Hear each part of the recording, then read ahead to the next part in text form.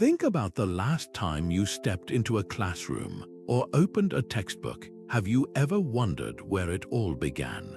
We often picture modern education as a product of recent centuries, with bright screens and standardized tests. But the truth is far more fascinating. The roots of how we learn reach back over 800 years into the past, to a time of candlelit scriptoria, heated debates in stone-walled halls, and scholars who preserved the wisdom of antiquity against all odds. This is the story of how medieval minds built the framework for everything from universities to critical thinking itself, and it's a legacy that lives with us every single day. Imagine walking through the bustling streets of 12th century Paris or Oxford, where the first universities were not just centers of learning but vibrant, chaotic communities of thinkers, dreamers, and disputers. In an age often mislabeled as dark and stagnant, these places pulsed with intellectual energy. They gave us structured curricula, degrees, and the very idea of higher education as we know it. But it wasn't just about institutions, it was about the determined effort to safeguard knowledge. Monks huddled over desks, copying ancient texts word by word, ensuring that the works of Plato, Aristotle, and countless others would survive to inspire future generations.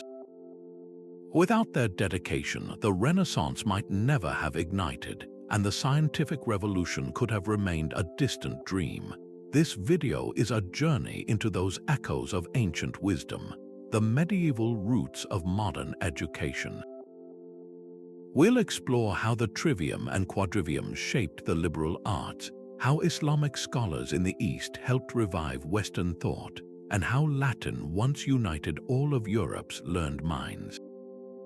We'll see how debates in medieval classrooms mirror our seminars today, and how the struggles for accessible education then still resonate now. So whether you're a student, a teacher, or simply curious about how we came to learn the way we do, you're about to discover that the past isn't as distant as it seems. The classrooms of the Middle Ages are still whispering to us. Let's listen closely. Picture this. It is the 12th century, and across Europe, something remarkable is stirring. In the bustling Italian city of Bologna, a group of students bands together, forming a collective to hire teachers and protect their rights as scholars. In the shadow of the great Notre Dame Cathedral in Paris, masters and pupils gather to debate the deepest questions of faith and reason. And in the English town of Oxford, a community of learning takes root, destined to become one of the most famous institutions in the world. These were not the quiet, isolated monasteries of old. These were the first universities, and they were absolutely revolutionary. They were less like the formal campuses we imagine today, and more like academic guilds, powerful associations where knowledge was the ultimate currency. The very word university comes from the Latin universitas, meaning a corporation or guild, and that is precisely what they were, guilds of masters and scholars who came together to preserve, debate, and advance human understanding. They created a brand new model for education, one built around structured curricula, rigorous examinations, and the awarding of degrees that were recognized across Christendom. A scholar who earned a license to teach in Paris could essentially take that credential anywhere, an early form of academic accreditation that gave intellectual labor a recognized value. The core of their teaching method was the disputation, a formalized debate where students would have to defend their ideas against challenging questions from their peers and masters. This wasn't about passive learning, it was about active, often heated, intellectual combat, designed to sharpen the mind and uncover truth through the collision of opposing arguments. It was in these vibrant, chaotic, and incredibly ambitious communities that the blueprint for our modern academia was drawn. establishing traditions of scholarly inquiry and professional education that have endured for more than 800 years. But long before those great universities rose to prominence, education found a different home, one of quiet contemplation and unwavering dedication. Tucked away within the stone walls of monasteries across Europe, monastic schools served as the vital keepers of knowledge through some of the continent's most tumultuous times. While the outside world grappled with instability, these religious communities became the primary hubs of learning, offering a rare and precious opportunity for literacy and scholarship. At the heart of this endeavor was the scriptorium, a room dedicated entirely to the painstaking work of copying manuscripts. Here, monks would spend hours each day, bent over parchment with quill in hand, their silent labor ensuring that the wisdom of the ancient world would not be lost. They preserved not only religious texts but also the works of Greek philosophers like Plato and Aristotle, the scientific musings of Roman thinkers, and later, the advanced mathematical and astronomical knowledge from the Islamic world. Each copied book was a small miracle of survival, a thread connecting the past to the future. This was not merely transcription, it was an act of profound preservation. The monastic approach to education was deeply methodical and disciplined, mirroring the ordered rhythms of religious life. Learning was structured around the trivium grammar, rhetoric, and logic, which provided the essential tools for understanding and interpreting these sacred and classical texts. This environment established some of the earliest standards for scholarship, emphasizing accuracy, deep contemplation, and the meticulous cross-referencing of sources. The libraries that grew from this centuries-long effort became the treasure houses of the Middle Ages, safeguarding the very texts that would, centuries later, be rediscovered and ignite the flames of the Renaissance.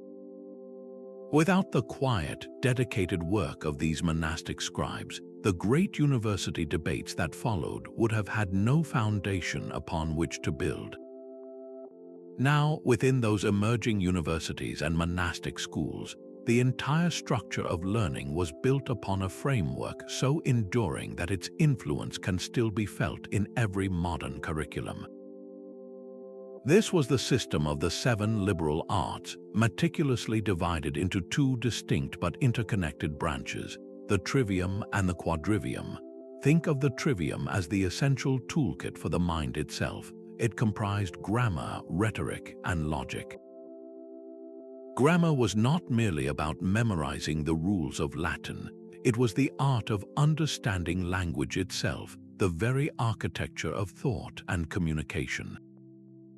Rhetoric taught the powerful skill of persuasive and effective speaking and writing, the ability to frame an argument beautifully and compellingly, and logic or dialectic provided the rigorous method for discerning truth from falsehood, for constructing sound arguments and deconstructing flawed ones.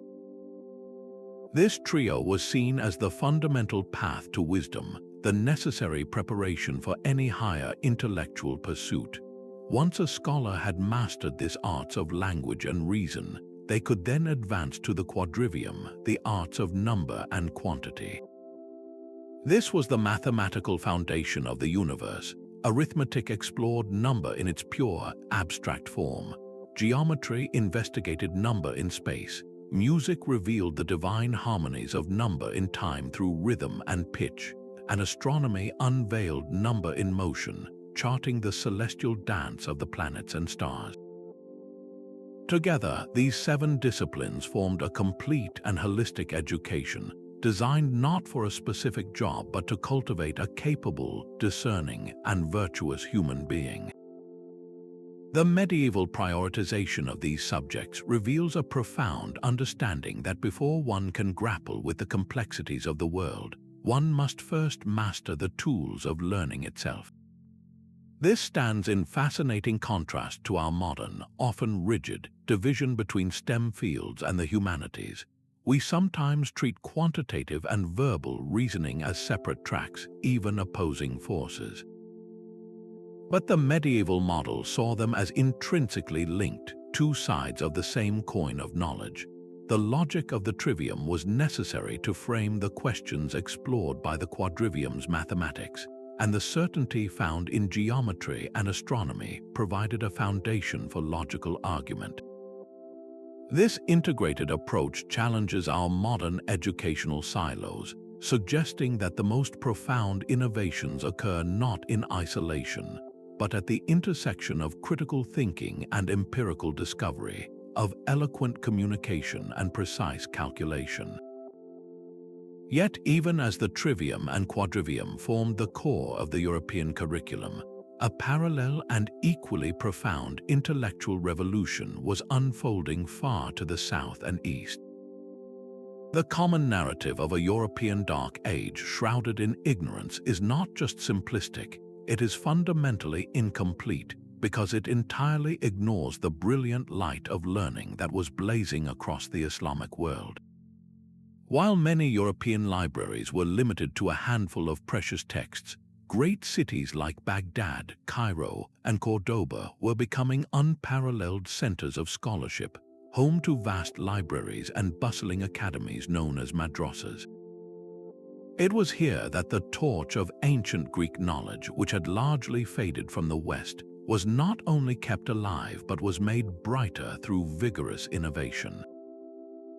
Caliphs and sultans sponsored massive translation projects, gathering teams of multilingual scholars to systematically render the works of Plato, Aristotle, Ptolemy, and Galen into Arabic.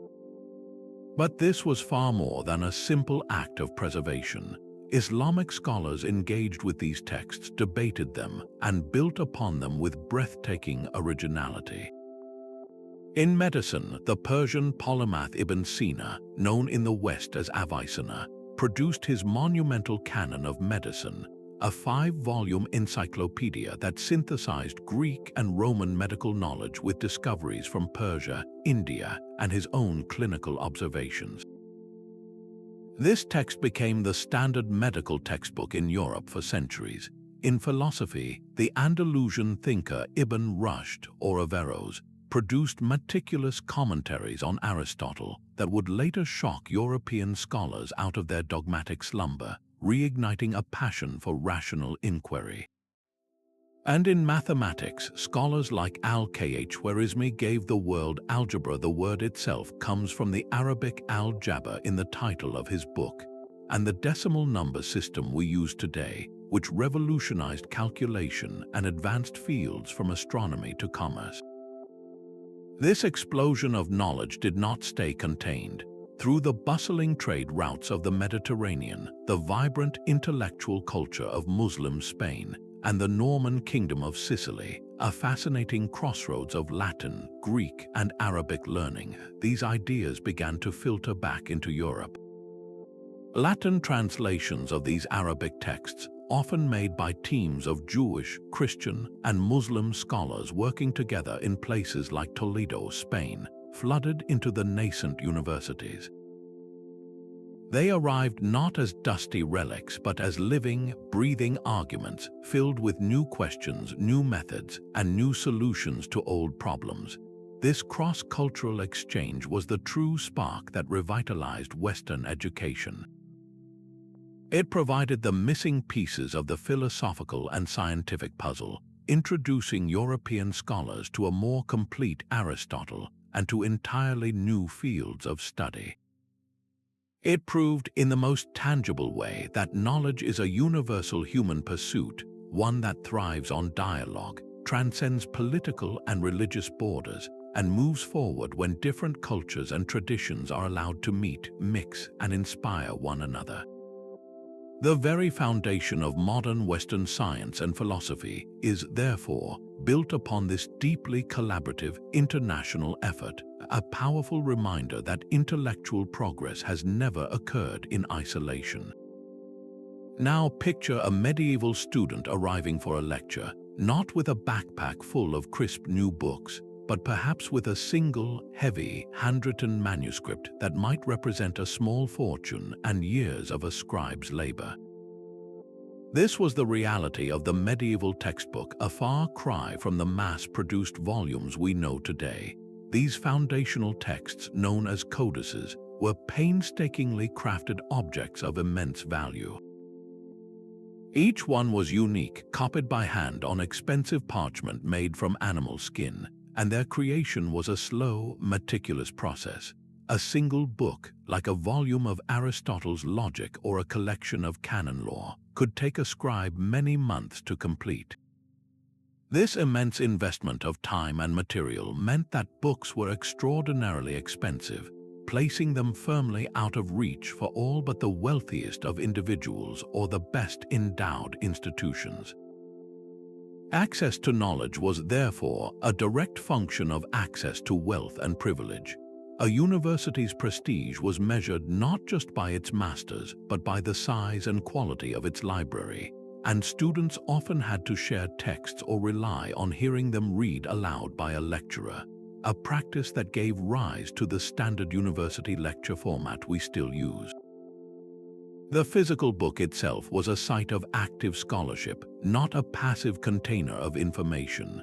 The core text was often surrounded by a dense forest of commentary, annotations, and glosses added by generations of scholars and students in the margins. These notes recorded debates, posed questions, linked ideas to other texts, and built a living conversation across centuries right on the page.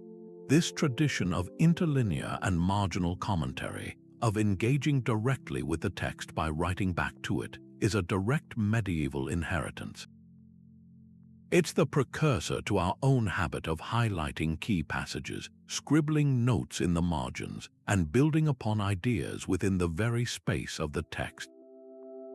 While the invention of the printing press in the 15th century would shatter the economics of this system by making books affordable and perfectly reproducible, it didn't erase the intellectual habits forged in the manuscript age.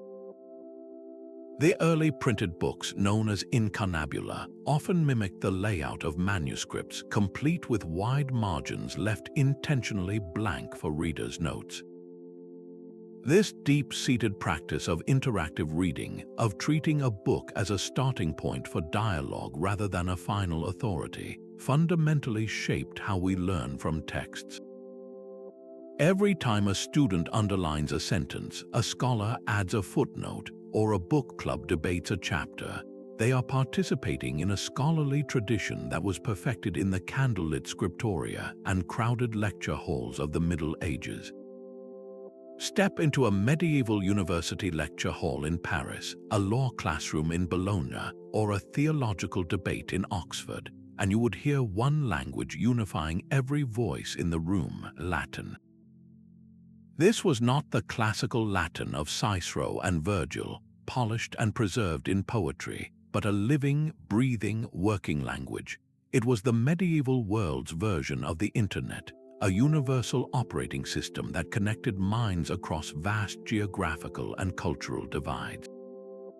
A scholar from the rainy British Isles could travel to the sunny universities of Italy and, through their shared knowledge of Latin, immediately engage in deep philosophical debate with their counterparts. This common tongue was the absolute prerequisite for the creation of a truly international intellectual community. It meant that a text written by a theologian in Germany could be read, understood, and commented upon by a scholar in Spain without needing a translator. This seamless flow of ideas accelerated the pace of scholarship, creating a dense web of cross-referential dialogue that built the foundations of Western thought. The language's structure itself, with its precise grammar and logical syntax, was seen as the perfect vessel for theological and philosophical argument, a tool capable of carving subtle distinctions with absolute clarity. Mastery of Latin was therefore the first and most important hurdle for any aspiring student. It was the key that unlocked the entire world of advanced learning. This profound linguistic unity meant that the Republic of Letters knew no borders, fostering a sense of shared intellectual pursuit that transcended the political fragmentations and frequent conflicts of medieval Christendom. The dominance of Latin created a unique educational culture, one that was both incredibly exclusive and powerfully unifying. On one hand, it erected a significant barrier to entry.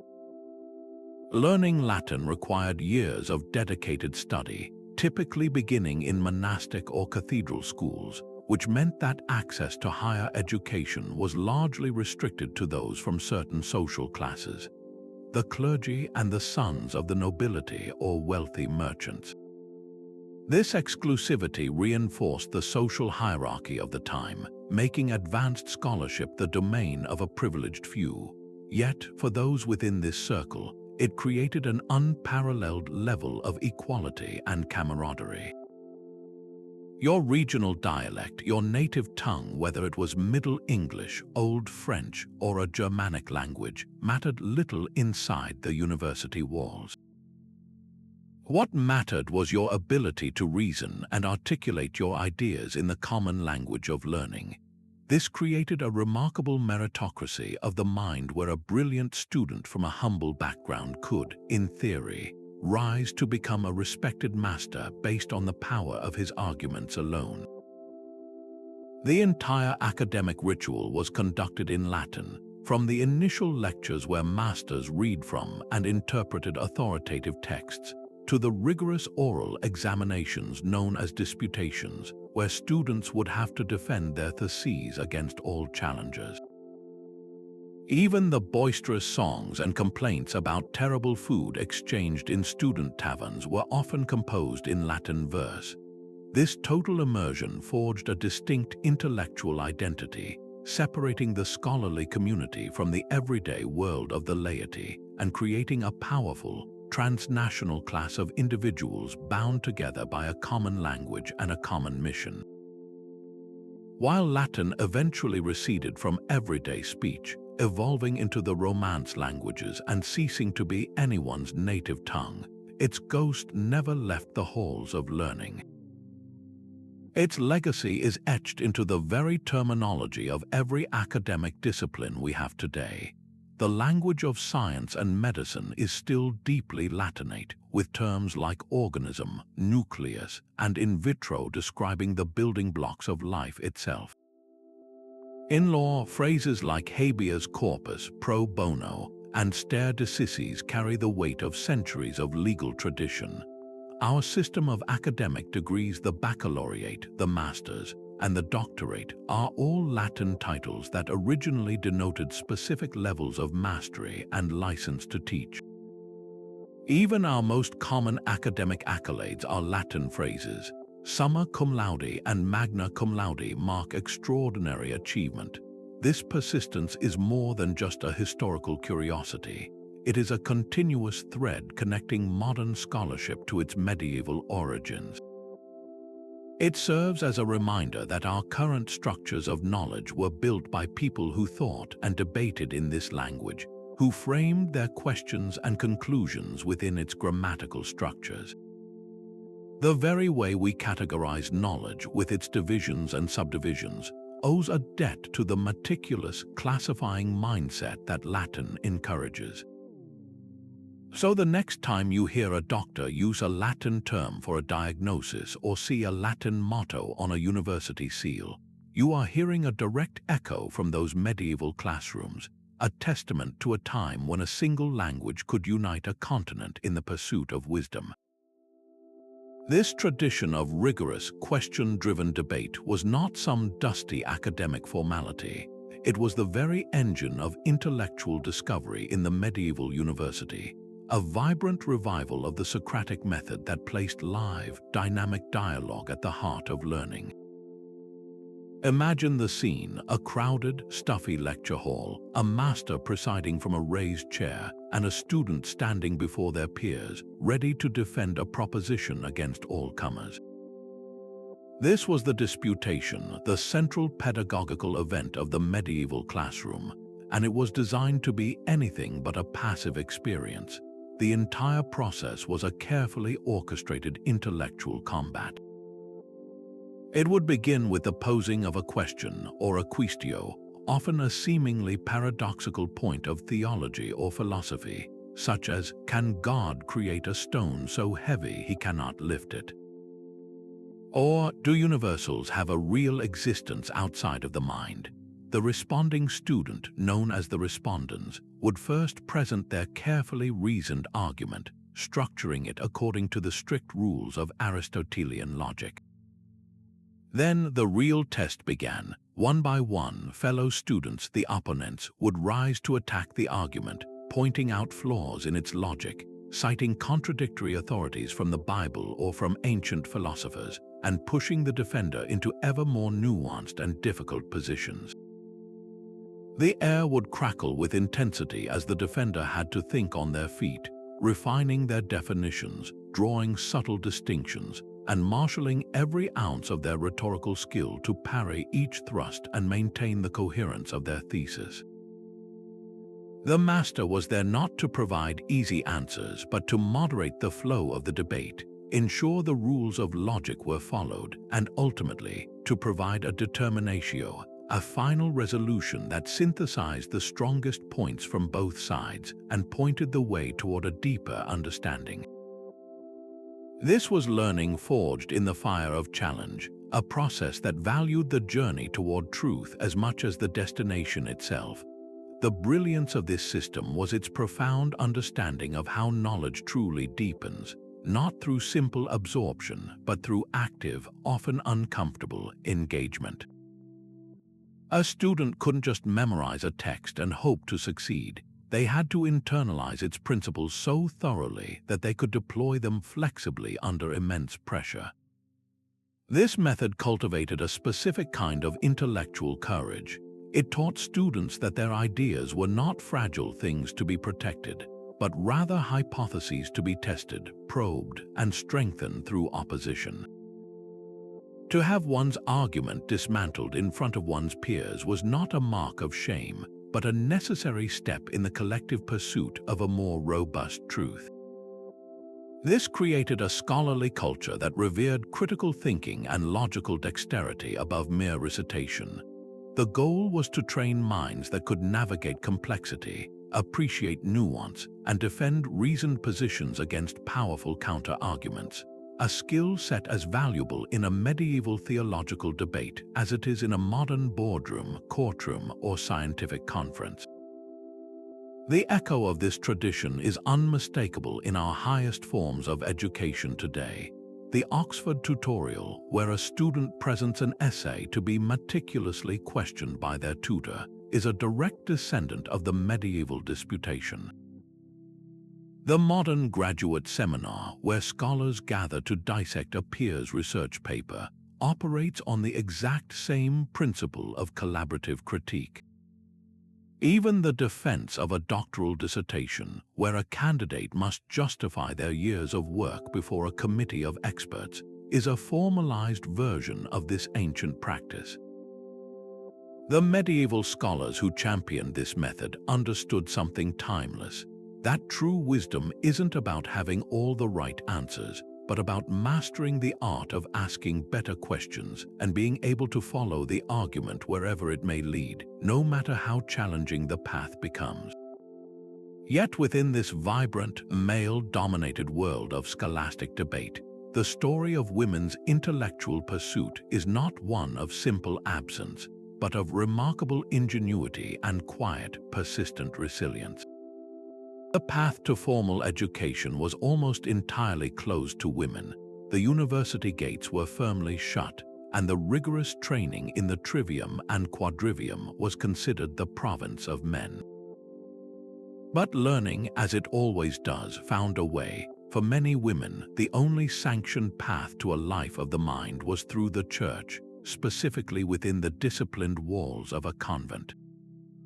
These religious houses became unexpected islands of female autonomy and scholarship in a sea of societal restriction. Within a convent, a woman could escape the expected life of marriage and motherhood and dedicate herself to prayer, contemplation, and, crucially, to study. Noble families often placed their daughters in these institutions, and while some did so for pious reasons, for others it was a practical decision. Convents were significantly cheaper than providing a dowry for marriage.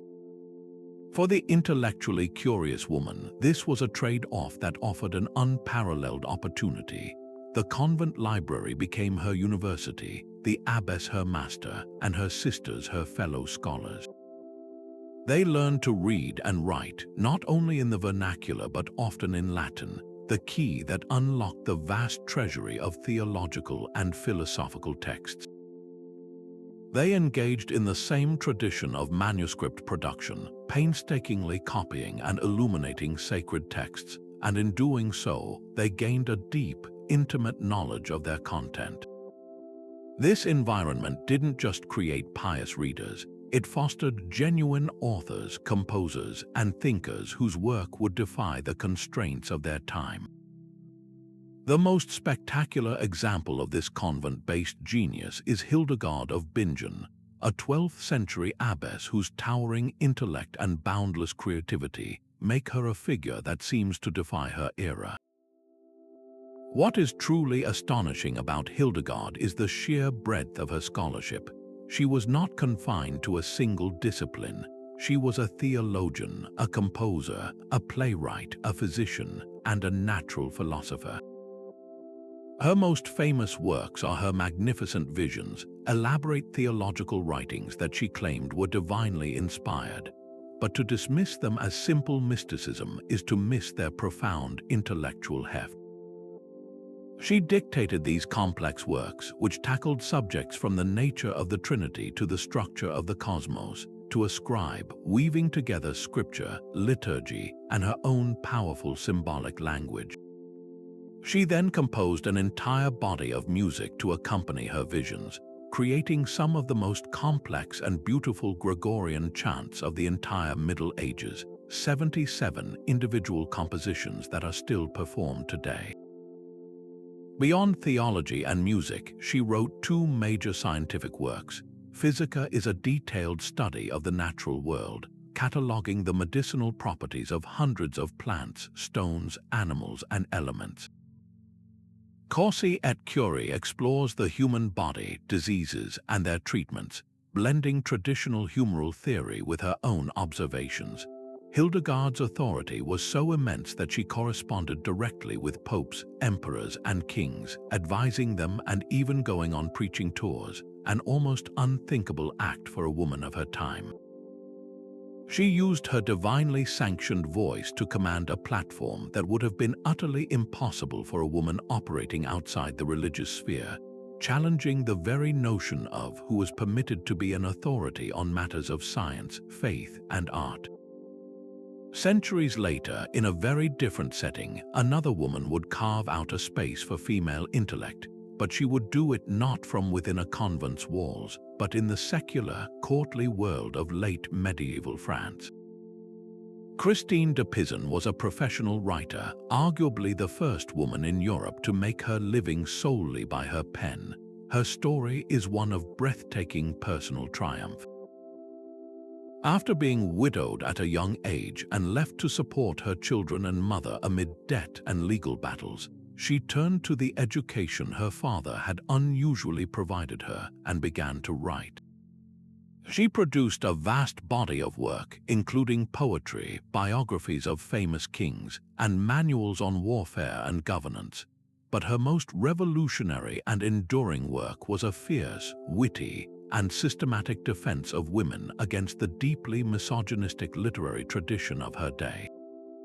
In the Book of the City of Ladies, Christine creates an allegorical city populated by great and virtuous women from history and mythology.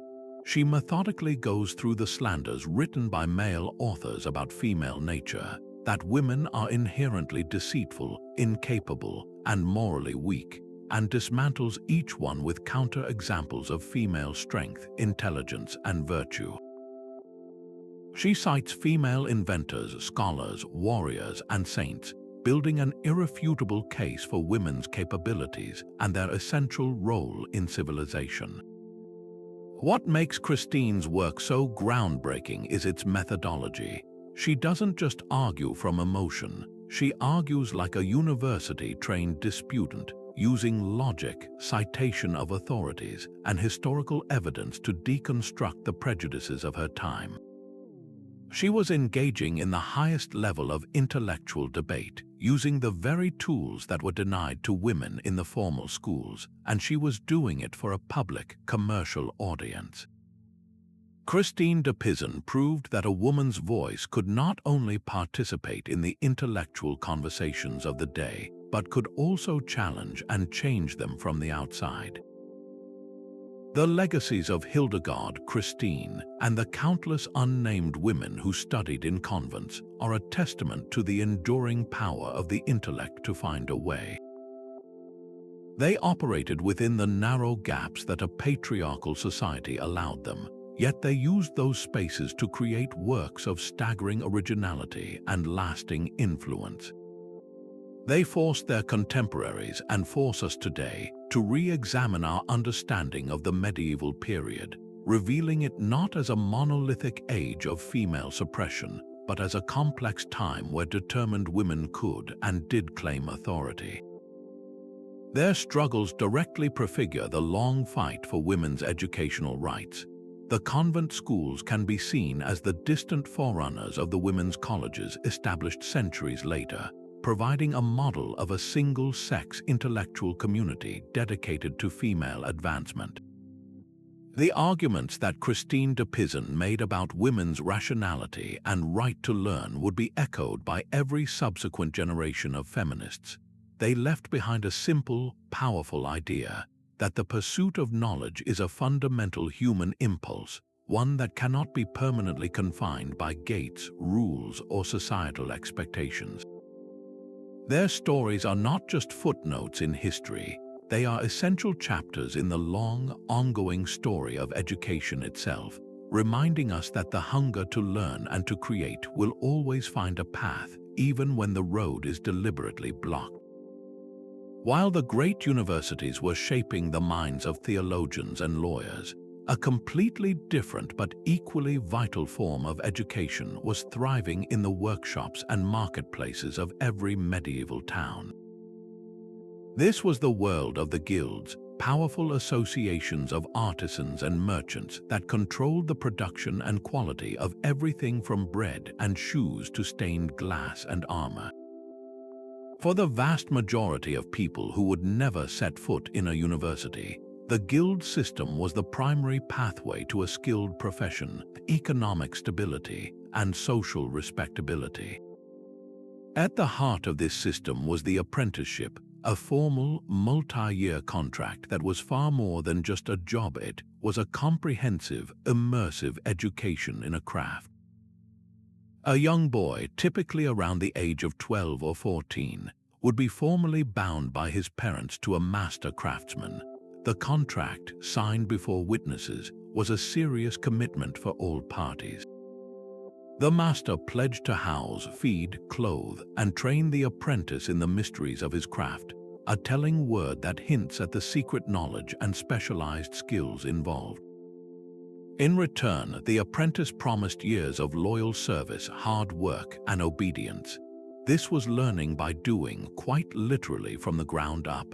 An apprentice in a masonry guild would begin by mixing mortar and hauling stones. A future blacksmith would spend his first years pumping the bellows and managing the forge fire.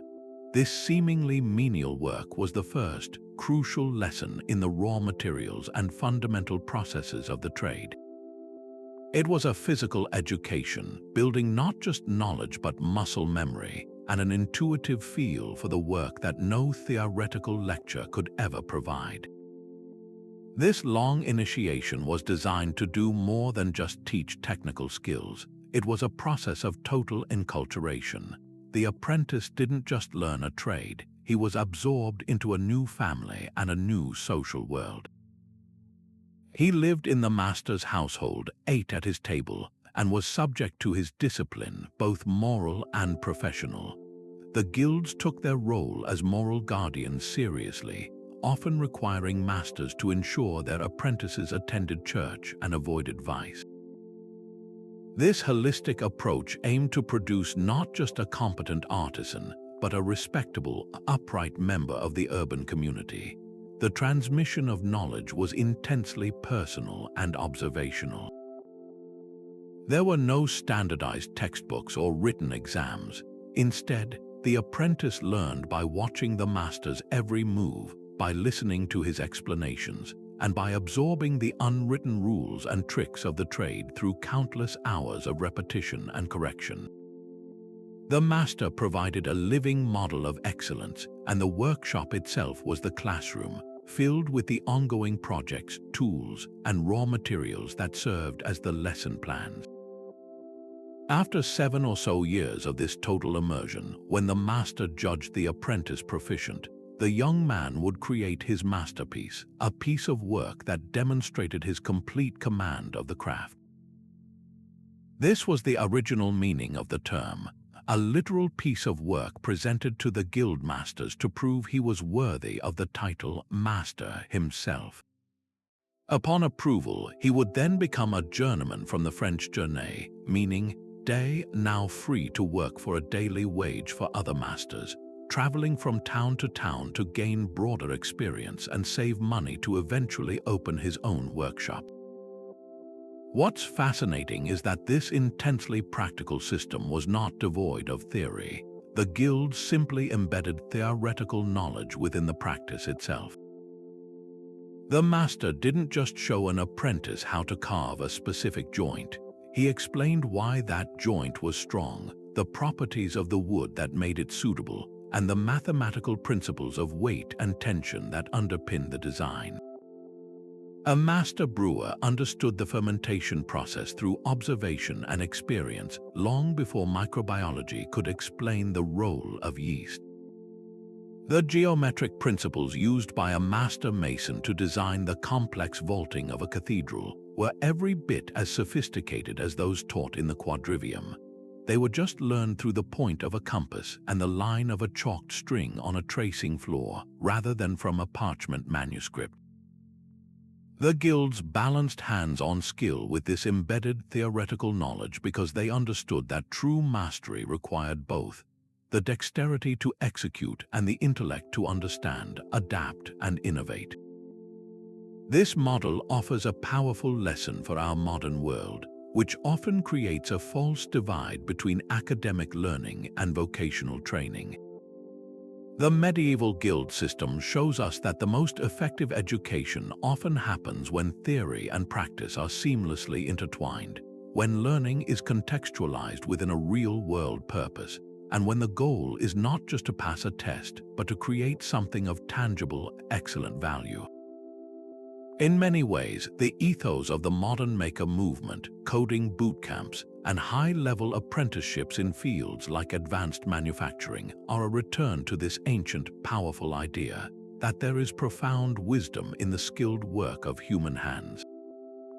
But this relentless drive to question and debate, to apply the scalpel of logic to every received truth, found its most powerful and systematic expression in a movement that would come to define the high medieval intellect Scholasticism. Far from being a dry academic exercise, Scholasticism was a bold and ambitious project to build a complete and unified understanding of the entire universe, one where divine revelation and human reason would not be at war, but would work in perfect, harmonious concert. At its core was a method, a specific and rigorous way of seeking truth that would become the gold standard for intellectual inquiry in the West for centuries. The process typically began with a quaestio, a specific, often thorny question that seemed to present a contradiction, perhaps between two passages from the Bible, or between a statement from a church father and a conclusion reached by a pagan philosopher like Aristotle. The scholastic master would then gather all the relevant authorities and arguments on both sides of the issue, a section known as the vita quod, it seems that, and the sed contra, on the contrary. This wasn't about picking a side initially, it was about laying out the full intellectual battlefield, acknowledging the strength of opposing viewpoints with absolute fairness. Only then would the master proceed to his own responsio, or resolution. Here, using the precise tools of Aristotelian logic, he would carefully define his terms, untangle the knots of the problem, and propose a solution that aimed to reconcile the apparent contradictions, often by drawing a subtle but crucial distinction that others had missed. The entire process culminated in a series of replies to the initial objections, showing how his resolution could answer each counter-argument without falling into logical error. This method taught an entire civilization how to think systematically, to hold competing ideas in tension, and to believe that through disciplined reason, a deeper, more coherent truth could always be found. The towering figure who perfected this method and demonstrated its breathtaking potential was the 13th century Italian Dominican friar, Thomas Aquinas. His monumental work, the Summa Theologica, is the ultimate embodiment of the scholastic spirit. It is not a book to be read from cover to cover so much as a vast, intricate intellectual architecture, a cathedral of thought built question by question, article by article. Aquinas set out to answer virtually every important question about God, humanity, ethics, and law, approaching each one with the same calm, systematic rigor. His most famous and enduring contribution was his series of proofs for the existence of God, known as the Five Ways. Rather than appealing solely to scripture or faith, Aquinas began from observations about the natural world, things we can all perceive like motion, causation, and gradation.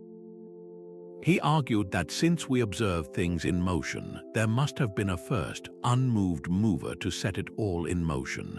Since we observe a chain of causes and effects, there must have been a first, uncaused cause. His reasoning was that an infinite regress, a never-ending chain of movers or causes, is logically unsatisfying and ultimately impossible. There must be a necessary starting point which we call God. What makes this so revolutionary is its foundational claim. Aquinas was asserting that the existence of God was not a blind leap of faith that required the suspension of reason, but a rational conclusion that any thinking person could reach by honestly observing the world and following the logic where it led. This was the grand reconciliation in action. The God of revelation was also the God of the philosophers, the ultimate answer to the questions posed by both faith and reason. By weaving the newly rediscovered philosophy of Aristotle, once viewed with deep suspicion by the Church, into the very fabric of Christian theology, Aquinas didn't just answer old questions. He created a new, robust framework for understanding everything, one that could withstand intense logical scrutiny. The impact of this scholastic framework did not fade away with the Middle Ages. Its DNA is woven into the very structure of modern Western thought, particularly in the fields of law and philosophy.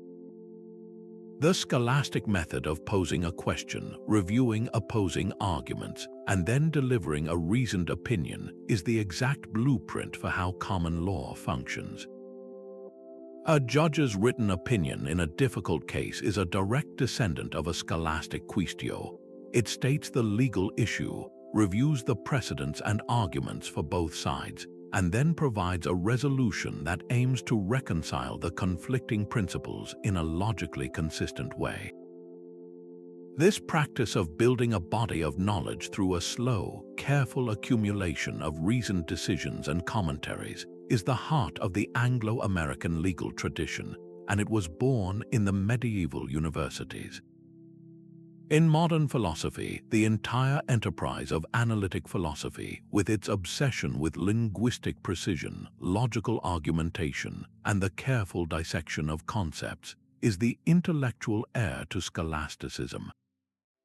Philosophers like Bertrand Russell or Ludwig Wittgenstein, for all their modernity, were engaged in the same fundamental project as Aquinas, using logic to clarify muddled thinking and solve seemingly intractable problems.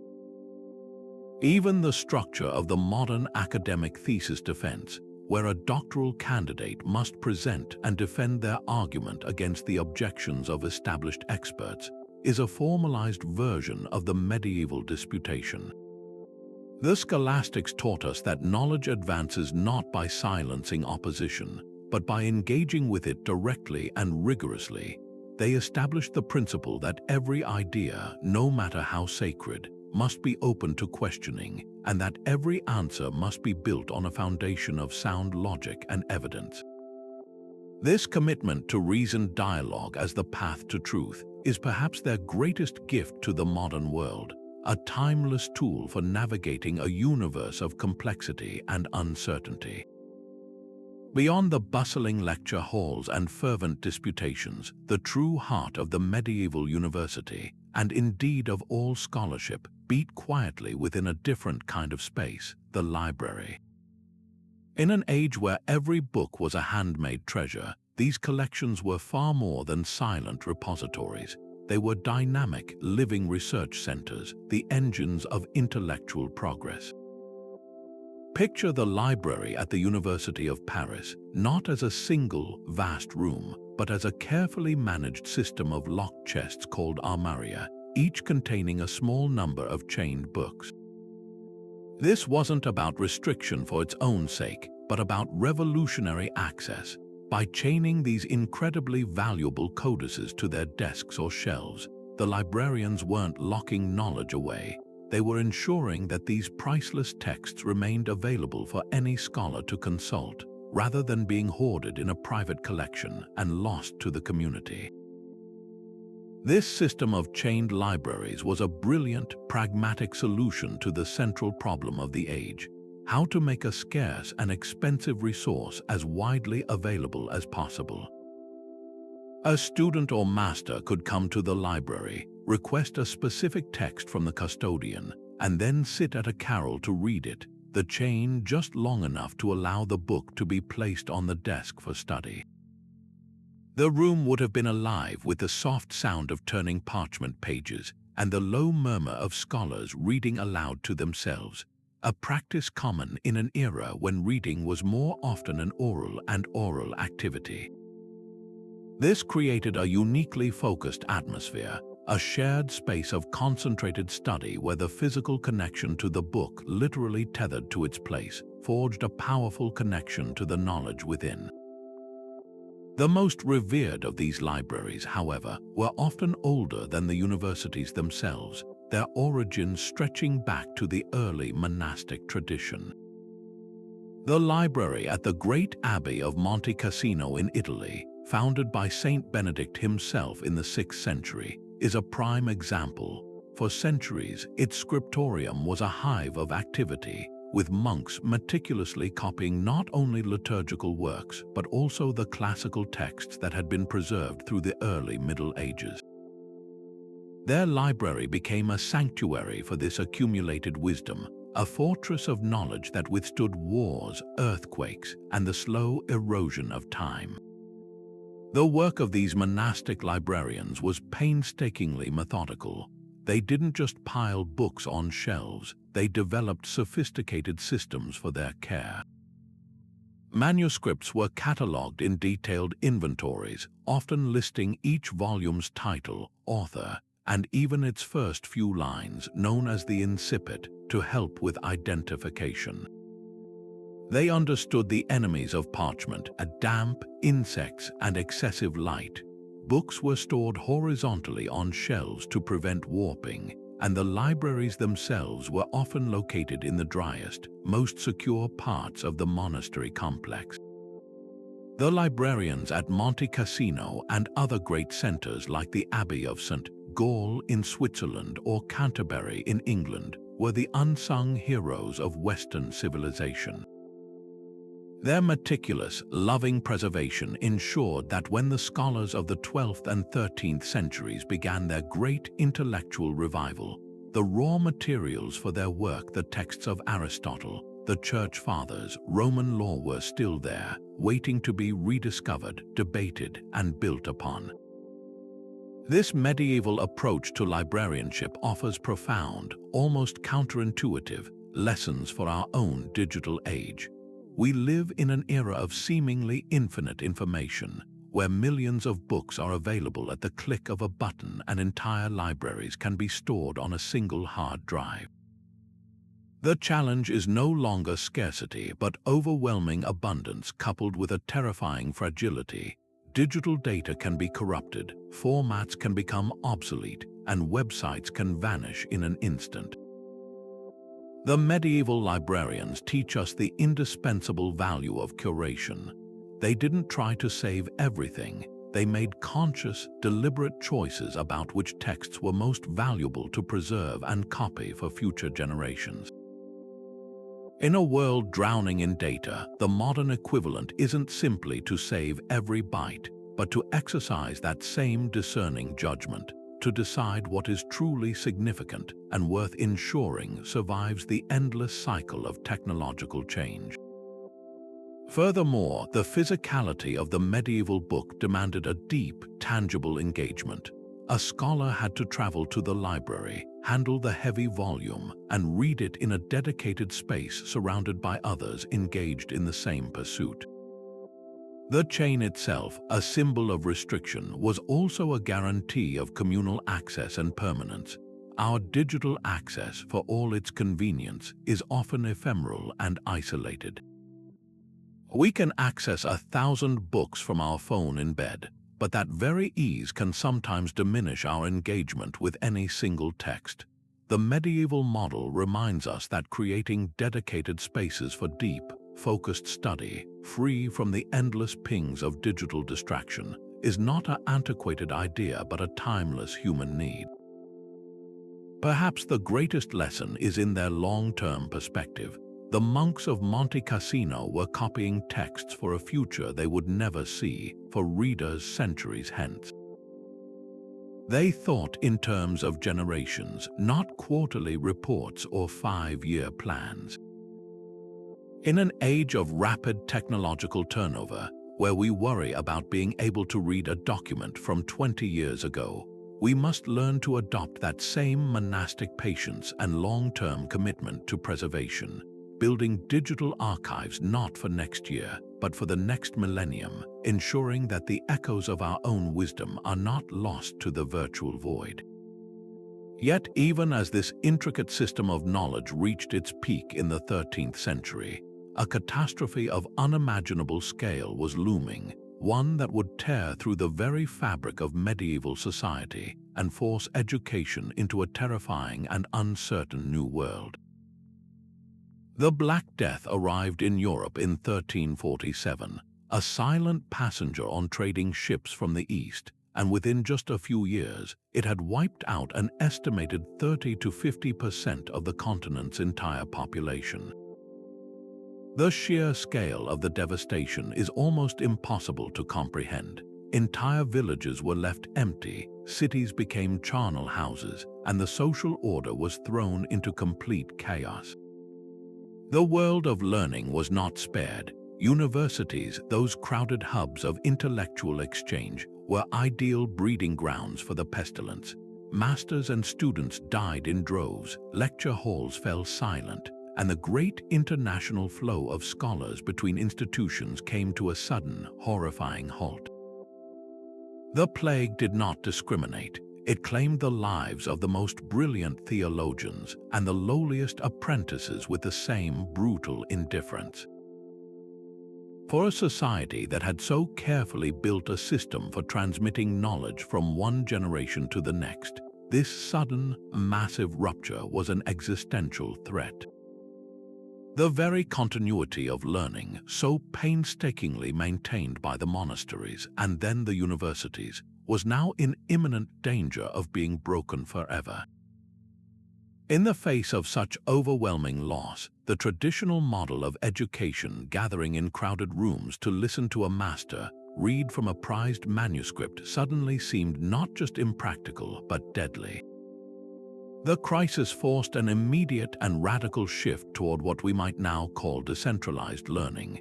With masters dead or fleeing the cities and students scattered to their home villages, the work of education had to continue in isolation. Scholars began to produce new kinds of texts designed for private study, works that were more comprehensive and self-contained than the lecture notes of the past. These were often written in a clearer, more direct style, anticipating that a reader would have no master present to explain the difficult passages. This was a pivotal step toward the modern textbook, a resource that could stand on its own. Furthermore, the desperate need to fill vacant teaching positions meant that qualifications had to be fast-tracked. The rigorous, years-long process of earning a degree was compressed out of sheer necessity, allowing younger, less experienced scholars to step into roles they would never have been allowed to occupy before the plague. This breakdown of the old hierarchies, while born of tragedy, inadvertently democratized the world of ideas to a small degree, opening up opportunities for new voices.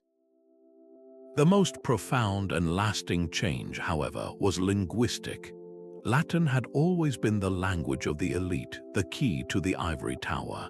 But the plague created an urgent need to communicate vital information about public health, medicine, and morality to the entire population, not just the educated clergy. Sermons, municipal decrees, and even medical advice began to be issued in the vernacular, the everyday languages of English, French, Italian, and German. This practical shift had a revolutionary side effect. It began to crack open the door to knowledge that had been locked behind the Latin barrier. As more texts started to be translated and composed in the vernacular, learning slowly, tentatively, began its long journey out of the cloister and into the wider world. The parallels to our own recent global experience are striking and deeply human. The COVID-19 pandemic, like the Black Death, forced a sudden and wholesale migration of education from a centralized location, the physical classroom, to a decentralized, remote model. Overnight, lectures moved to Zoom, textbooks were replaced by digital files, and the intimate camaraderie of the seminar room was exchanged for the isolated glow of a computer screen.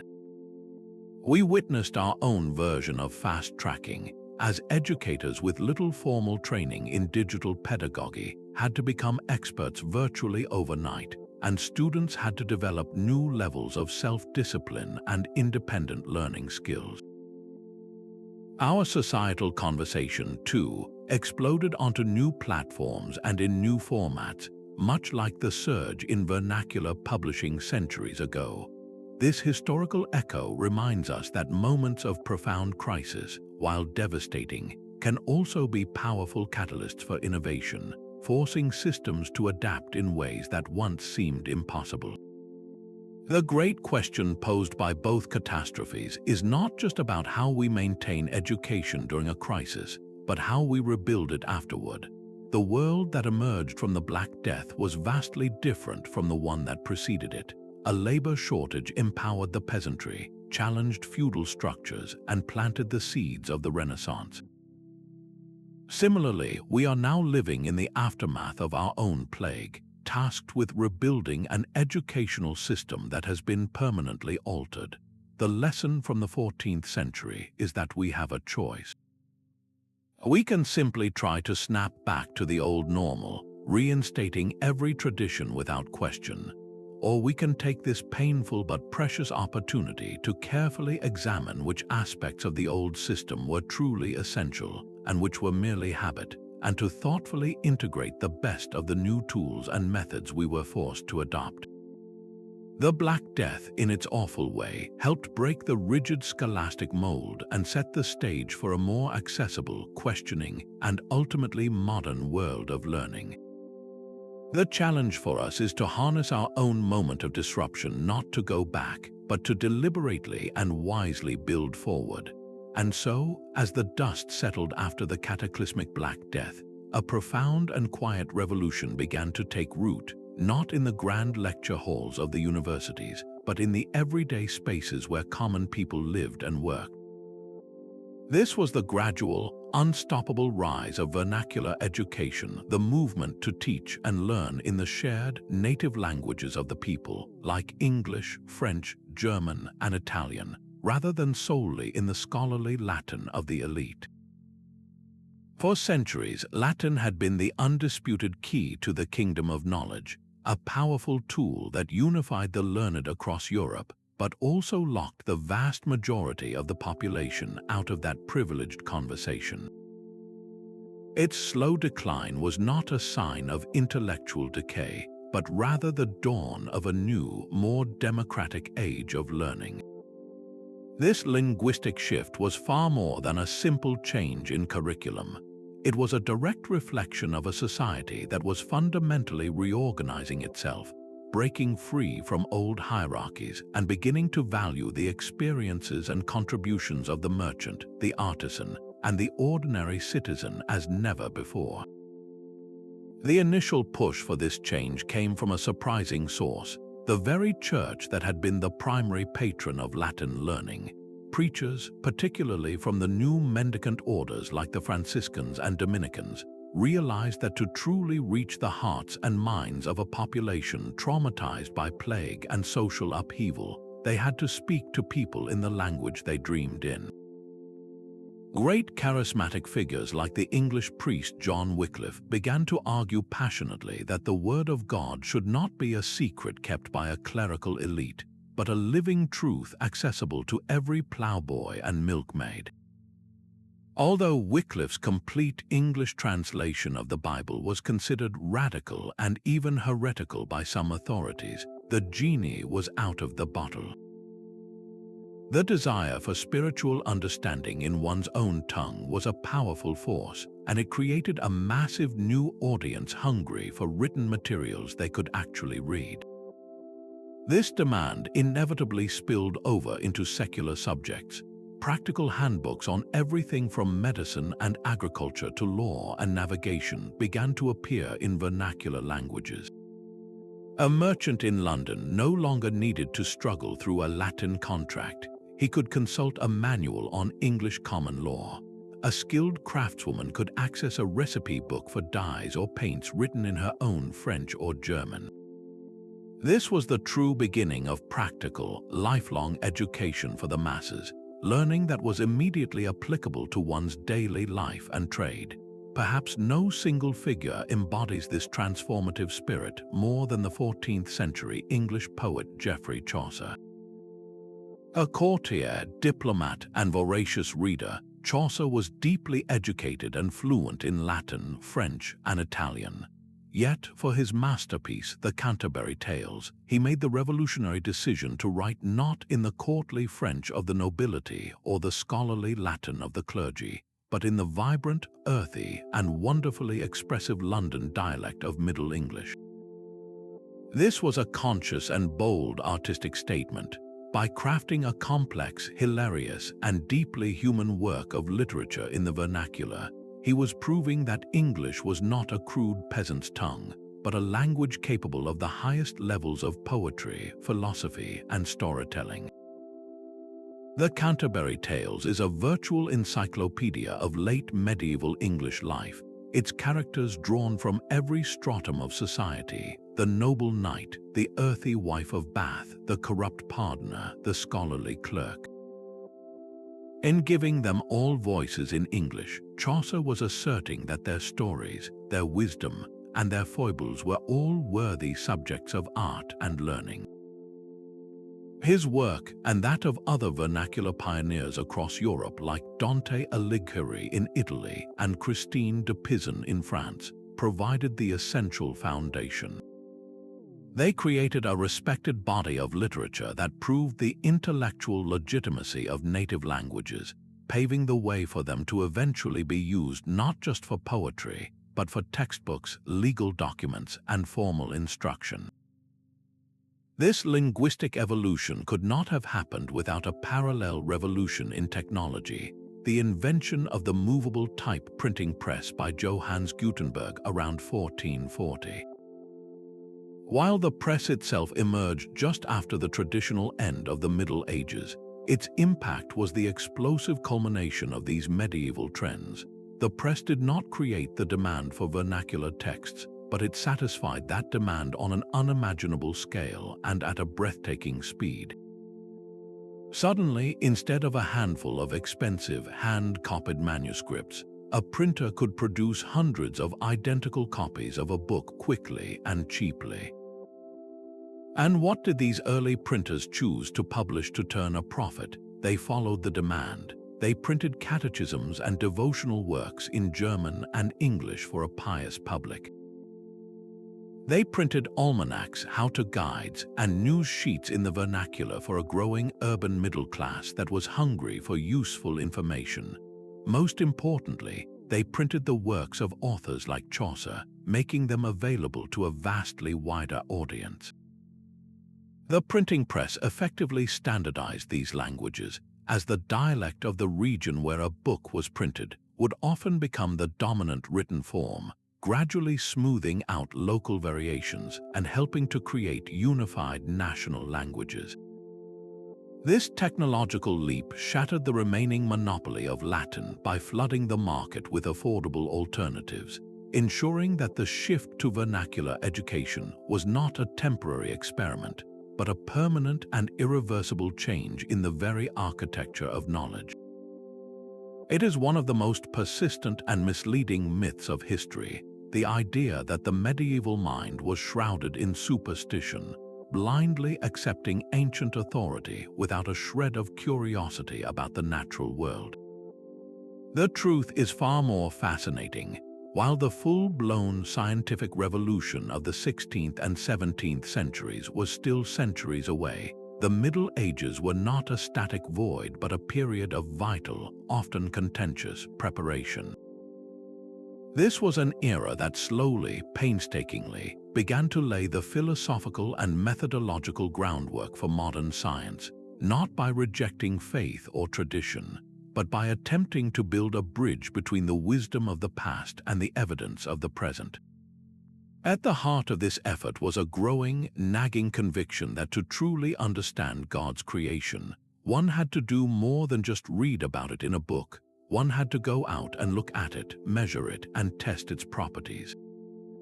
This shift in perspective from pure contemplation to active investigation is the medieval world's greatest and most overlooked contribution to the story of science. The towering figure who embodies this new spirit of inquiry is the 13th century English Franciscan friar and scholar Roger Bacon. Living in an age when the works of Aristotle were being rediscovered and celebrated as the ultimate authority on nature, Bacon took a remarkably bold stance. He revered Aristotle's insights but argued that the Greek philosopher's greatest limitation was his lack of tools. Bacon insisted that the ancients had been handicapped because they did not have the mathematics, the lenses, or the experimental instruments to verify their grand theories. In his seminal works like the Opus Majus, Bacon laid out a visionary program for a new kind of learning. He didn't just call for observation. He demanded experimental science from the Latin experimentum, meaning experience or test. For Bacon, this wasn't just a casual glance at the world. It was a rigorous, repeatable process of putting nature to the question, of interrogating it through carefully designed tests to reveal secrets it would not willingly surrender. He wrote passionately about the need for lenses to see distant stars and tiny organisms, for the science of optics to understand vision, and for the reform of the calendar based on actual astronomical observation rather than inherited error.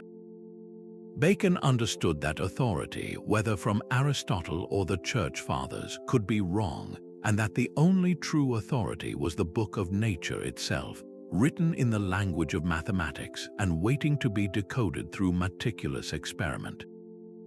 But to focus solely on Bacon is to miss the broader, more diffuse movement of which he was a part. This practical, observational approach was flourishing in workshops and studios far from the university disputation halls. Consider the anonymous master masons who designed the soaring Gothic cathedrals. They were not theoretical geometers, they were practical applied mathematicians and engineers. They didn't just copy designs from a parchment, they conducted centuries of ongoing, large-scale experiments in stone.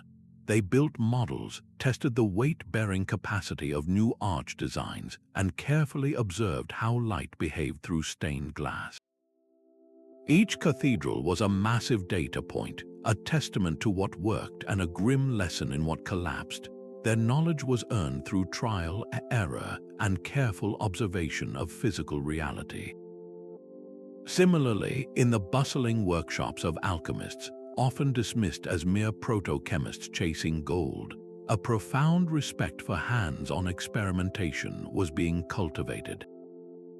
These early experimenters developed sophisticated glassware for distillation and sublimation, carefully noted the reactions between various substances under heat, and began the slow, painstaking work of classifying materials by their observable properties. While their overarching theories about transmutation were flawed, their daily practice was one of meticulous procedure, precise measurement, and detailed record-keeping, the essential, unglamorous habits that would later form the bedrock of the chemical lab. This practical knowledge, bubbling up from the worlds of artisans and craftsmen, constantly challenged the more abstract, theoretical knowledge of the university scholars, creating a fertile tension between theory and practice. This entire intellectual journey culminates in the work of the 14th century philosophers at the University of Oxford, known as the Oxford Calculators, and their counterparts in Paris like Jean Buridan. This group took the tools of scholastic logic and turned them onto problems of physics with a new mathematical intensity. They began to analyze motion not as a philosophical abstraction, but as a quantifiable phenomenon.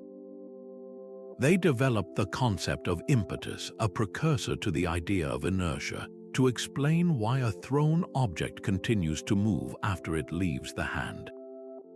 Buridan argued that a projectile is imparted with a certain force by the thrower, and that this impetus keeps it moving until air resistance and gravity gradually slow it down. This was a radical departure from the Aristotelian view that required a continuous force for continuous motion. Even more strikingly, these scholars began to graph and measure qualities like heat, cold, and speed using rudimentary but powerful mathematical techniques, treating them as quantities that could increase or decrease a concept known as the intention and remission of forms. They were, in essence, developing a new language to describe the physical world, one based on measurement and proportion. This shift from asking why things move in a philosophical sense to how they move in a measurable sense was a critical turning point. It was this sophisticated medieval framework of analysis that Nicolaus Orsmy, another brilliant Parisian scholar, would use to argue for the possibility of the Earth's rotation over a century before Copernicus. These thinkers did not have a complete picture, but they were asking the right questions and developing the right tools. They provided the essential conceptual bridge, the set of unresolved problems and proposed solutions that would be inherited by the giants of the scientific revolution. When Galileo famously rolled balls down inclined planes to study acceleration, he was not inventing experimentation out of thin air. He was perfecting a methodology that had been advocated for centuries. He was standing on the shoulders of the medieval scholars who had first insisted that the secrets of the universe were not found in texts alone, but were hidden in the careful, patient, and humble observation of the world itself. Yet for all its indispensable role as the great patron and protector of learning, the Church's relationship with education was never a simple, one-sided story of benevolent support. It was a complex and often tense partnership, a dual role that saw the institution simultaneously functioning as the primary engine of intellectual progress and, at times, its most powerful gatekeeper and censor. This inherent tension between the open-ended pursuit of truth and the need to protect established doctrine is one of the most enduring and relevant legacies of the medieval period, echoing in debates we are still having today about who controls knowledge and to what end. To understand this dynamic, we must first appreciate the sheer scale of the Church's investment. From the very beginning of the Middle Ages, as the Roman civic order crumbled, it was the church that stepped into the void. Bishops and abbots became the new guardians of civilization, recognizing that a literate clergy was essential not just for reading scripture, but for administering sacraments, managing vast landholdings, and governing the faithful. Cathedral schools attached to a bishop's seat and monastic schools within the walls of an abbey became the sole pipelines for education, training the scribes, lawyers, diplomats, and theologians needed to run both the church and the nascent kingdoms of Europe. When universities began to emerge in the 12th century, they did so under the direct umbrella of ecclesiastical authority. They required a charter from the Pope or a powerful bishop to operate legally, granting them the crucial right to award degrees that would be recognized across Christendom. This papal protection was a university's greatest asset, allowing masters and students to enjoy special legal privileges and autonomy from local city authorities. The church provided not just legitimacy but also direct funding, endowing chairs in theology and canon law, and ensuring the physical survival of these fledgling institutions. In a very real sense, every medieval scholar, from the lowliest grammar student to the most renowned master like Thomas Aquinas, was a product of this system, their intellectual lives made possible by the vast financial and structural resources of the one institution that had a continent-wide vision for the future of learning. This patronage, however, came with an inescapable set of strings attached. The church's overwhelming influence meant that the curriculum, the very substance of what was taught, was inevitably shaped by its priorities and its boundaries. Theology, the queen of the sciences, sat firmly at the top of the academic hierarchy. All other branches of knowledge, philosophy, law, medicine, and the liberal arts were ultimately seen as handmaidens to this higher purpose, tools to better understand and defend the faith. This framework could be incredibly productive, as it was for Aquinas, providing a unifying structure that motivated scholars to integrate all human knowledge into a coherent whole. But it also created a permanent tension, especially as new ideas from the ancient world and the Islamic East began flooding into Europe. The recovery of Aristotle's full body of work, particularly his writings on natural philosophy, presented a profound challenge. Here was a pagan philosopher, working purely from reason and observation, who had arrived at stunningly accurate conclusions about the physical world, conclusions that sometimes stood in stark contrast to a literal reading of scripture. This created a crisis of authority. Could reason, operating independently of revelation, arrive at truth? The Church's initial reaction was often one of deep suspicion and control. In the early 13th century, authorities in Paris issued condemnations banning the teaching of certain Aristotelian ideas on physics and metaphysics, fearing they would lead the faithful into error.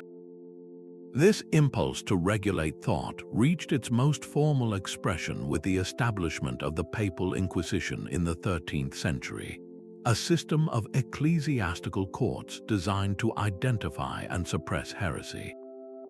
For the scholarly community, the presence of the Inquisition created a chilling intellectual climate where certain lines of inquiry, particularly those touching on the nature of God, the soul, or the creation of the world, could become dangerously controversial.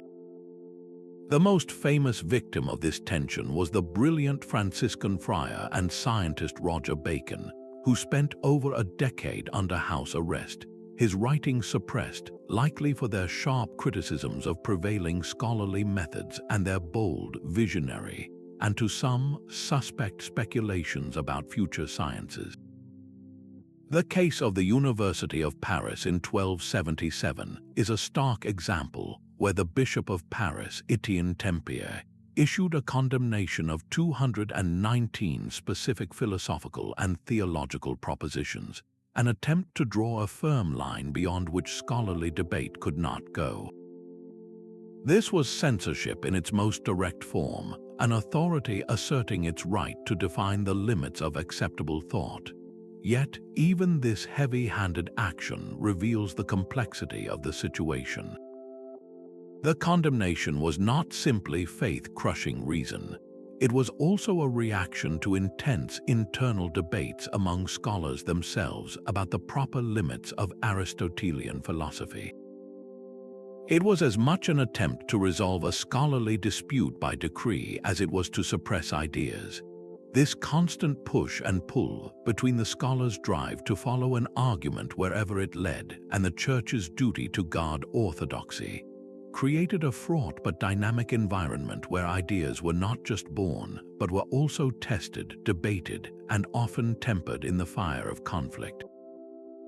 The profound relevance of this medieval tension lies in the fact that we have never truly resolved it. We have simply swapped out the actors.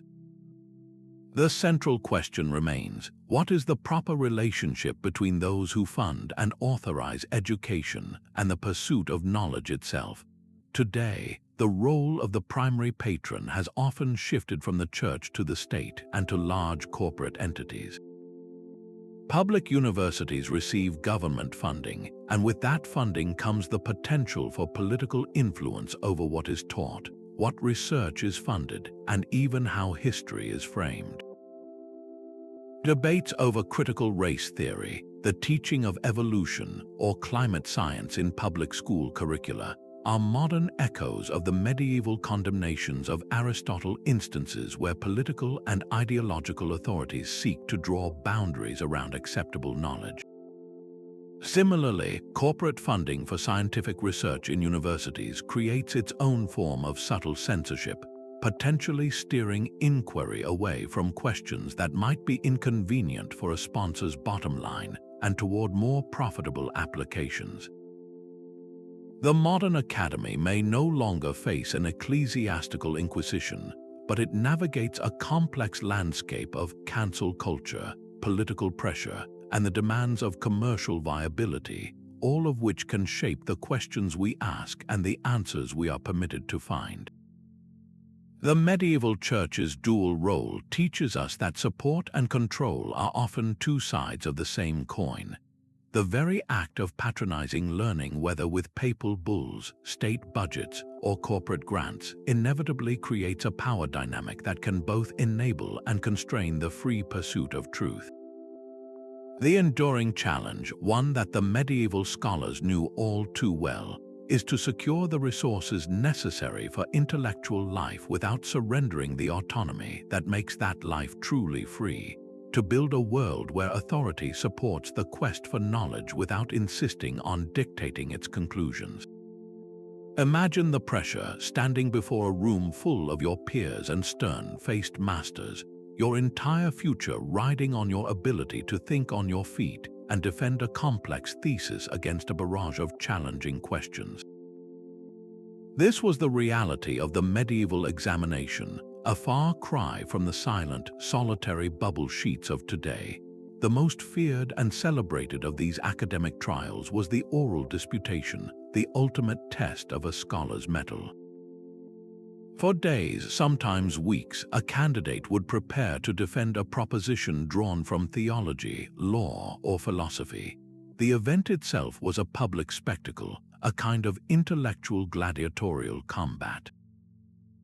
The presiding master would pose the initial question, and the respondent would have to structure a logical argument, citing authoritative texts from the Bible, the Church Fathers, or Aristotle. Then the opponents would rise one after another, each aiming to poke holes in the argument to find a logical flaw or a misapplied citation. The goal was not to humiliate, but to probe the very limits of the candidate's understanding, to force them into deeper nuance and clearer thinking. Success was not about memorizing the right answer, because there often wasn't one single right answer.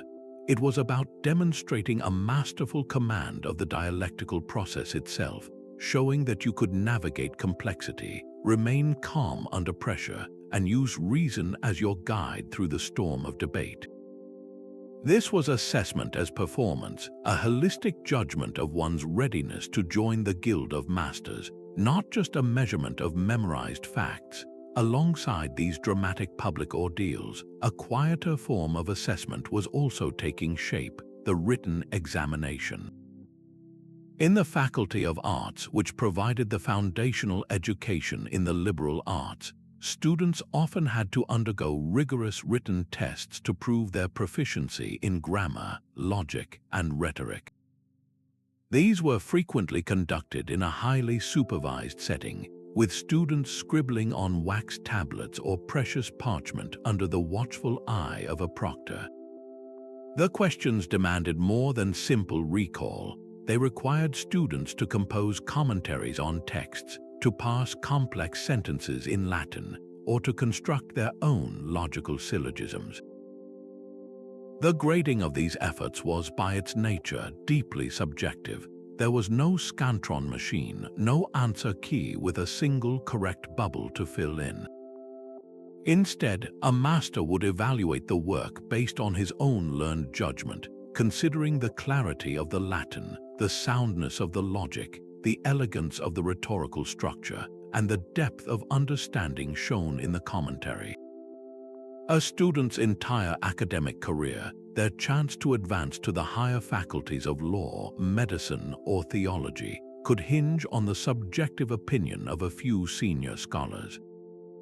This system prized qualities that are incredibly difficult to quantify: intellectual creativity, rhetorical skill, and the ability to synthesize knowledge from diverse sources. It was inherently personal and relied on the expertise and sometimes the biases of the evaluators, creating a system that was both intensely rigorous and frustratingly inconsistent. The journey from this highly personalized medieval model to our modern world of standardized, machine-scored tests is a story of scaling up, driven by the twin engines of population growth and the demand for bureaucratic efficiency. The first major shift began with the European expansion and the rise of the modern nation-state, which needed to staff its growing civil services with a reliable, merit-based bureaucracy. Imperial China's rigorous civil service examinations provided an early model, but in the West, the change was gradual. The real transformation began in the 19th century, particularly in the United States, as public education expanded to include masses of students. Educators and administrators faced an impossible task: how to assess thousands of students quickly, cheaply, and most importantly, fairly. The answer emerged in the form of the objective test. Pioneers like Frederick J. Kelly, who developed the Kansas Silent Reading Test in 1914, championed the multiple-choice question as a tool of remarkable efficiency. This format minimized the role of subjective judgment. An answer was either right or wrong, and it could be scored by anyone or eventually by a machine. The College Board's adoption of the Scholastic Aptitude Test in 1926 marked a pivotal moment, creating a single, standardized metric that could supposedly compare students from different high schools across the entire country on a level playing field. This seismic shift from qualitative judgment to quantitative measurement represents a fundamental philosophical trade-off. We gained incredible scale, consistency, and a veneer of pure objectivity, allowing us to process millions of students and generate neat, comparable data points. But in the process, we largely lost the medieval emphasis on evaluating the process of thinking. The modern standardized test is brilliantly designed to assess a certain kind of knowledge recognition, memorization, and the application of basic rules under time pressure. What it struggles to measure is exactly what the medieval disputation was designed to showcase: critical thinking under fire, the ability to construct a nuanced argument, the creativity to navigate a novel problem, and the rhetorical skill to defend a position persuasively. The subjective but holistic judgment of a master who had watched a student develop over years was replaced by the anonymous, impersonal score of a machine. Our system today prioritizes what is easiest to measure rather than what might be most valuable to know. The echo of the medieval world challenges us to find a better balance, to consider whether our relentless pursuit of objective metrics has caused us to neglect the richer, more human qualities of intellect that the old masters worked so hard to cultivate, and to wonder if there might be a way to harness modern technology to recapture some of that depth without sacrificing fairness and scale. Picture a young man arriving in a city like Oxford or Bologna in the 13th century, his belongings scant, his Latin rudimentary, and his head filled with dreams of knowledge. His first challenge was one any modern student would recognize instantly: finding a place to live he could actually afford. Unlike the organized dormitories of today, medieval student housing was a haphazard free-for-all. Wealthier students might secure a room in a private hall or even live with a master, but the vast majority had to fend for themselves in crowded, often squalid, rented rooms around the town. They pooled their meager resources, sharing not just space but also books, which were so expensive they were often chained to desks in libraries or rented out by the page. The cost of tuition itself was also a significant burden. Students paid fees directly to their masters for each lecture, creating a direct financial incentive for teachers to be engaging and clear. For those without family wealth, survival meant relying on patronage from a wealthy benefactor, often a bishop or nobleman, or resorting to one of the few available scholarships offered by charitable religious orders. Many took on part-time work as scribes, copyists, or even servants for wealthier scholars. The constant anxiety over money, the scramble for affordable housing, the shared struggle to make ends meet, these experiences created an immediate bond of camaraderie and a culture of mutual support that is strikingly familiar to students today. Beyond the financial strain, daily life was governed by a rigid code of discipline and a demanding academic schedule that would test the resolve of any modern learner. The day began before dawn with a mass, followed by the first lecture of the day, which could start as early as 5 or 6 in the morning. These were not passive experiences. Students were expected to have pre-read the text and were tasked with diligently taking notes on wax tablets as the master read from and interpreted an authoritative book. The afternoons were often reserved for the most feared and exhilarating part of their education, the disputations. In these formal debates, students were not just learning information, they were learning how to think under extreme pressure, to defend their logic against a room full of sharp-witted peers. The discipline extended beyond the classroom.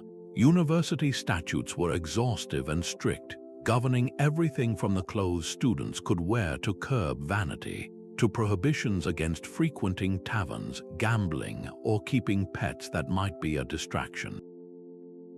Proctors patrolled the streets at night, and infractions could result in hefty fines, imprisonment, or even a public flogging. This environment of intense structure and high expectations was designed to forge not just scholars, but disciplined and morally upright individuals. It was a grueling intellectual and personal boot camp, where the goal was the complete transformation of a raw youth into a master of the arts. Yet, to imagine medieval students as nothing but pious, overworked bookworms is to miss a huge part of the story. For all the rules and regulations, they were still young people far from home, and they found countless ways to blow off steam and build a vibrant social world. Taverns and pubs were the unofficial student unions of the Middle Ages, the places where Latin gave way to the vernacular for songs, jokes, and complaints about terrible food and strict masters. They composed witty, often raunchy, poetry in Latin, a genre known as Goliardic verse, celebrating wine, women, and song while poking fun at the staid establishment they were a part of. They formed bonds based on their regional origins, banding together in nations within the university to provide mutual aid and a sense of community for students from England, France, Germany, and elsewhere. These groups often organized their own feasts and celebrations, creating a strong sense of identity and belonging. And of course, there was the eternal pastime of complaining about the locals, which frequently boiled over into something much more serious. The relationship between the town and the gown was a constant source of friction. The permanent residents often resented the students, who were seen as privileged, rowdy, and immune from local laws due to their special ecclesiastical status. This resentment could explode into violent riots, the most famous being the St. Scholastica Day riot in Oxford in 1355, which began as a tavern brawl and escalated into a two-day battle that left dozens dead. These conflicts were so common that they led to the establishment of special courts to mediate between the two groups, a testament to the fact that the tensions between a university population and its host city are a challenge as old as universities themselves. What resonates so powerfully across the centuries is not just the surface similarities of shared struggle and youthful high spirits, but the profound human experience at the core of it all. The medieval student, like the modern one, was undergoing a rite of passage. They had left the familiar world of their family and childhood behind to be plunged into a new, intense community where they were judged not by their birth, but by the sharpness of their mind and the strength of their character. They experienced the same exhilarating freedom and terrifying loneliness, the same pressure to perform, and the same deep, lasting friendships forged in the fire of shared adversity. They learned to navigate complex social hierarchies, to manage their own time and finances far from parental oversight, and to define their own identity in a competitive environment. The medieval university was a crucible that created a new kind of person, an individual who belonged to a transnational republic of letters, whose loyalty was to ideas and to a community of scholars that stretched across Europe. This experience taught resilience, critical independence, and the art of living and working with people from vastly different backgrounds. In their struggles and their triumphs, their late-night study sessions and their tavern songs, they remind us that the journey of education has always been about so much more than acquiring facts. It is about the messy, difficult, and ultimately transformative process of building a self, a process that remains utterly unchanged after 800 years. But long before a student ever set foot in a disputation hall or a law lecture, they had to master the very language of the law itself, and this is where the medieval method reveals its enduring genius. The foundational textbook for this entire endeavor was the Digest, also known as the Pandex, a massive compilation of Roman legal writings commissioned by the Byzantine Emperor Justinian in the 6th century. This was not a simple law code. It was a dense, complex, and often contradictory anthology of legal opinions from the great Roman jurists. For the scholars of Bologna, the Digest was not a relic to be venerated but a puzzle to be solved. Their primary tool was the gloss, a detailed annotation written in the margins or between the lines of the text. A master would lead his students through the Digest line by line, and together they would work to harmonize contradictions, define ambiguous terms, and extract universal legal principles from specific ancient cases. The most famous of these teachers, Irnerius, is often called the lamp of the law for his pioneering work in illuminating this difficult text. His successors, known as the glossators, built upon his work, creating an entire body of interlinear and marginal commentary that became just as important as the original text itself. This practice of close reading, critical analysis, and synthesizing authority is the direct ancestor of how law is still taught and practiced today. Every time a modern lawyer distinguishes one case from another or a judge writes an opinion that synthesizes multiple precedents, they are using a methodology refined in the crowded lecture halls of Bologna, where the light of reason was first systematically applied to the intricate tapestry of Roman law. This rigorous textual analysis did not exist in an ivory tower. It had an immediate and profound impact on the chaotic legal landscape of medieval Europe.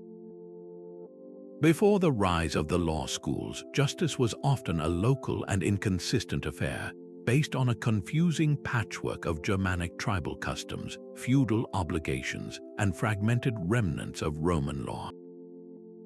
The work of the glossators, and later the commentators who applied their methods to contemporary legal problems, began to create something entirely new, a common body of legal science, a ius commune, that could be applied across different regions and kingdoms. This was nothing short of a revolution. For the first time, a legal expert trained in Bologna could travel to France, Germany, or Spain and operate within a recognizable legal framework.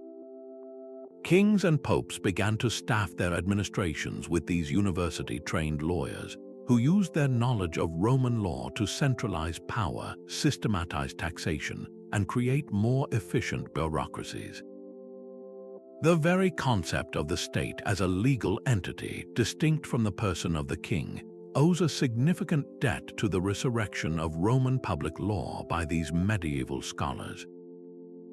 They provided the intellectual architecture for modern governance, replacing arbitrary rule with the ideal that authority itself should be subject to rational and consistent legal principles. The legacy of this is all around us. The civil law systems that dominate most of Europe and Latin America are direct descendants of this medieval ius commune, a testament to the power of a shared educational tradition to shape the foundations of society itself. Perhaps the most significant gift these medieval law schools gave to the world is the doctrine of stare decisis, the principle of standing by decided matters. While the Romans respected the opinions of jurists, it was the medieval practice of citing and reconciling these ancient authorities that forged the modern concept of binding precedent. The glossators, by treating the digest as a living authority rather than a dead archive, established the crucial idea that past decisions create a framework for deciding present cases. This practice was then transferred from ancient texts to the decisions of contemporary judges and jurists. This created a system of law that was both stable and adaptable. It was rooted in the accumulated wisdom of the past but capable of gradual evolution to meet new circumstances. This stands in stark contrast to systems based solely on inflexible codes or the unpredictable will of a ruler. The great legal historian F.W. Maitland called this the secret of the common law, and its invention in the medieval university is one of the most important developments in Western history. It represents a profound faith in the power of reason applied over time, a belief that the best way to achieve justice is not through sudden revolutionary change, but through the careful, incremental building of a legal edifice, case by case, precedent by precedent, generation by generation. This method ensures that the law is not just a set of commands, but a great conversation across centuries, a dialogue between the past and the present that every new lawyer is trained to join. Now, let's step into the halls of a medieval medical school, where the air is thick with the scent of dried herbs, the metallic tang of blood, and the profound tension between revered ancient texts and the unsettling evidence of the human body itself. Here, the foundation of all medical knowledge was the towering legacy of the ancient Greek physician Galen, a man whose theories, compiled and preserved by Islamic scholars, had achieved near sacred status. Galen's system was elegant and comprehensive, built on the concept of the four humors: blood, phlegm, black bile, and yellow bile. Health was a state of perfect balance between these fluids, while illness was an imbalance that needed correction through diet, bloodletting, or purging. This was the theoretical bedrock, the unwavering authority that every student was expected to master and defend. The curriculum was deeply textual. Students would spend years listening to lectures where masters read from and interpreted Galen's works, learning to diagnose hypothetical patients based on the qualities of their pulse and urine, all without ever touching a living soul. This reverence for ancient authority created a powerful intellectual inertia, where the goal of medicine was not necessarily to discover new truths, but to perfectly understand and apply the old ones, a system where innovation could easily be mistaken for heresy. Yet, pressing against this rigid theoretical framework was the messy, undeniable reality of the human body, particularly in the crowded surgical theaters of institutions like the University of Bologna or Montpellier. While physicians educated in the liberal arts and holding a university degree diagnosed from a distance, it was the surgeons often viewed as lower-status craftsmen who did the hands-on work. And it was in their practice that a more empirical, observational approach began to quietly take root. The great Italian surgeon Guglielmo da Salliesto, teaching in the 13th century, insisted that a proper surgeon must also be a skilled anatomist. He began the practice of writing detailed case reports, meticulously describing wounds, surgical procedures, and their outcomes, creating a growing body of practical knowledge that sometimes contradicted Galenic dogma. This push for practical understanding led to a momentous innovation, the public dissection. Initially, these were rare and tightly controlled events, permitted by the church only once a year and only on the bodies of executed criminals. The process was highly ritualized. A barber surgeon would actually handle the cutting, while a professor, seated high above in a professorial chair, would read aloud from Galen, pointing with a wand and instructing the dissector on what to reveal next, as if the body were merely an illustration for the ancient text. The profound tension of the age is perfectly captured in the figure of the 14th century French physician Guy de Chauliac. His massive textbook, Chirurgia Magna, became the standard surgical work for centuries.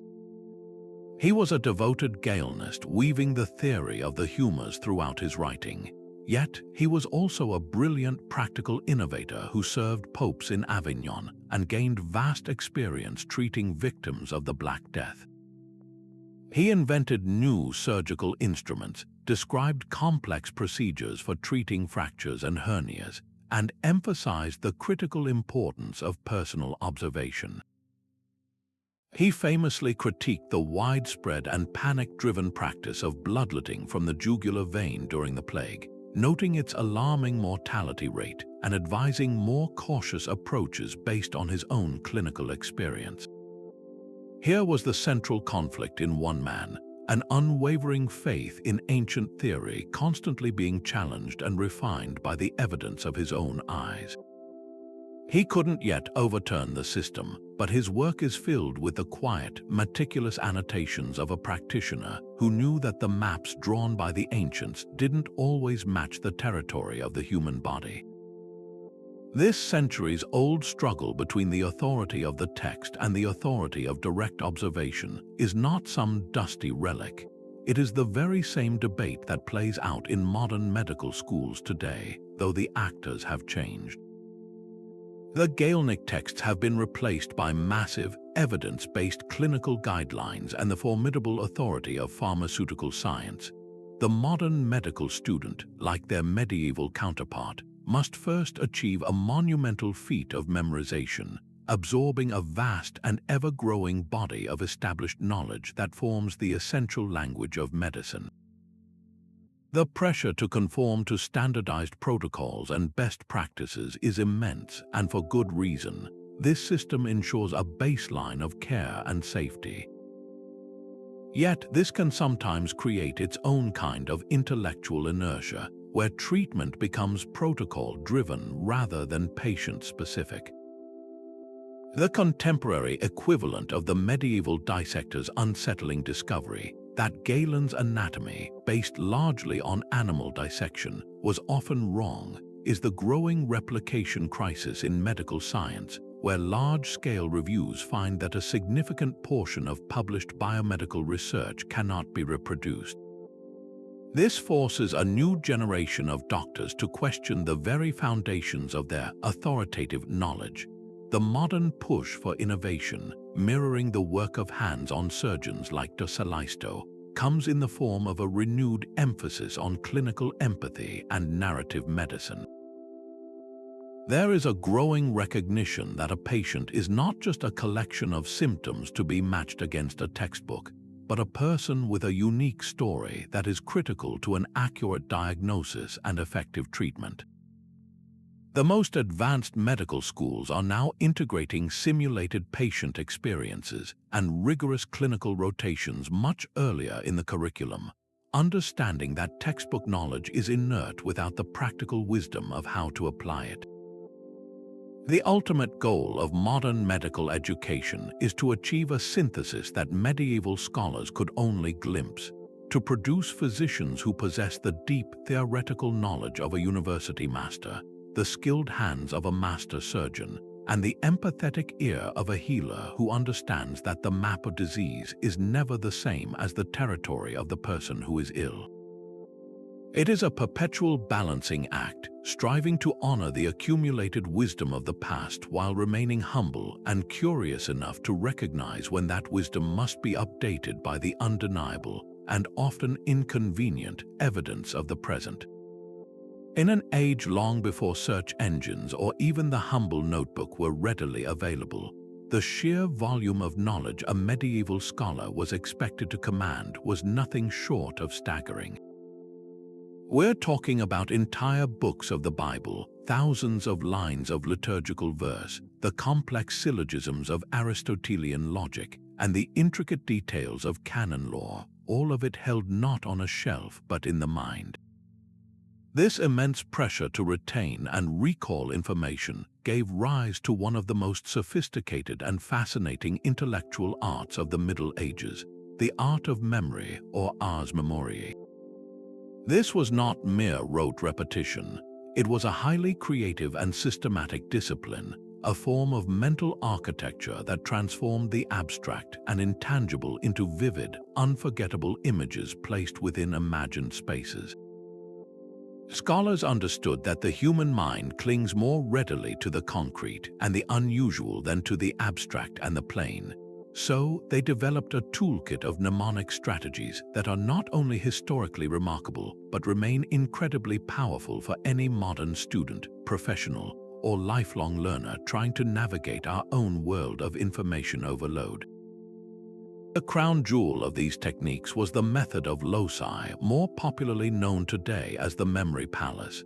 This ingenious system, which actually dates back to ancient Greece but was perfected by medieval rhetoricians, leverages our innate and powerful spatial memory. Here's how it worked. A scholar would first commit to memory a familiar physical location in exquisite detail, perhaps the layout of their own monastery, the familiar path through their hometown, or even the interior of a great cathedral. Every nook, every statue, every window, and every piece of furniture became a potential locus or place for storing a piece of information. Then, to remember a complex speech, a list of theological virtues, or a series of philosophical arguments, they would create a series of striking, often bizarre, and highly sensory images that symbolized those ideas. They would then mentally walk through their memory palace, placing these vivid images at specific loci along the route. For instance, to remember the 7 deadly sins, a student might imagine walking into the abbey church and seeing a man grotesquely stuffing his face with grapes gluttony at the holy water font. Further down the aisle, a figure green with envy might be glaring at the altar cloth. In the choir stall, someone slothfully snored through the hymns. The more outrageous, sensory, and emotionally engaging the image, the more firmly it would stick. To recall the information, the scholar would simply take that mental walk again, retrieving the images from each location and decoding them back into the original concepts. This method provided a structured, limitless, and highly reliable mental filing system. Beyond these elaborate architectural journeys, medieval mnemonics also embraced the power of sound and rhythm. This is where the humble rhyme and the catchy jingle, tools we still use today, reveal their ancient pedigree. Vast amounts of information, from the dates of religious festivals to the symptoms of diseases, were condensed into rhythmic Latin verse. The regular meter and rhyme scheme created a predictable pattern that made long sequences of information much easier to memorize and recall accurately. A perfect example is the mnemonic verse used to remember how many days are in each month. 30 days hath September, April, June, and November. While the English version we know today was solidified later, the concept is thoroughly medieval. This rhythmic encoding was crucial for an oral culture where information was often transmitted and recalled aloud. The cadence acted as a cognitive scaffold, preventing errors and omissions. If you forgot a fact, you could often sing your way through the verse to find it, the rhythm guiding you to the correct answer. This auditory approach to memory shows a deep understanding that our brains are wired to find patterns in sound, and that embedding information within a musical or poetic structure dramatically increases its stickiness. Perhaps the most visually stunning mnemonic devices were the mystical memory wheels and diagrams developed by visionary thinkers like Ramon Llull in the 13th century, and later by Giulio Camillo during the Renaissance. These were not simple charts, they were intricate, multi-layered conceptual maps, often depicted as concentric circles rotating around a central axis. Each segment of the wheel was assigned a fundamental concept, an attribute, or a symbol from philosophy, theology, or the natural world. By mentally rotating these wheels and aligning different segments, the scholar could theoretically generate and explore every possible combination of ideas and relationships between them. A question about virtue, for instance, might involve aligning the wheel for moral qualities with the wheel for human actions to systematically explore the connections. These wheels were attempts to create a universal thinking machine, a graphical user interface for the mind that could externalize the process of logic and combinatorial creativity. They represent the peak of the medieval desire to organize all of human knowledge into a coherent, accessible, and memorable system, proving that their pursuit of memory was intimately linked to the deeper goal of understanding the interconnectedness of all things. The relevance of these ancient techniques today is nothing short of astonishing. In our digital age, where we outwardly trust our smartphones to remember everything for us, we're discovering a hidden cost, the atrophy of our own innate memory muscles. The medieval art of memory offers a powerful antidote. It reminds us that true learning is not about passive consumption of information, but about active, creative engagement with it. Building a memory palace for a presentation, creating a silly song to remember a password, or even drawing a mind map to connect ideas for a project, these are all modern applications of this ancient wisdom.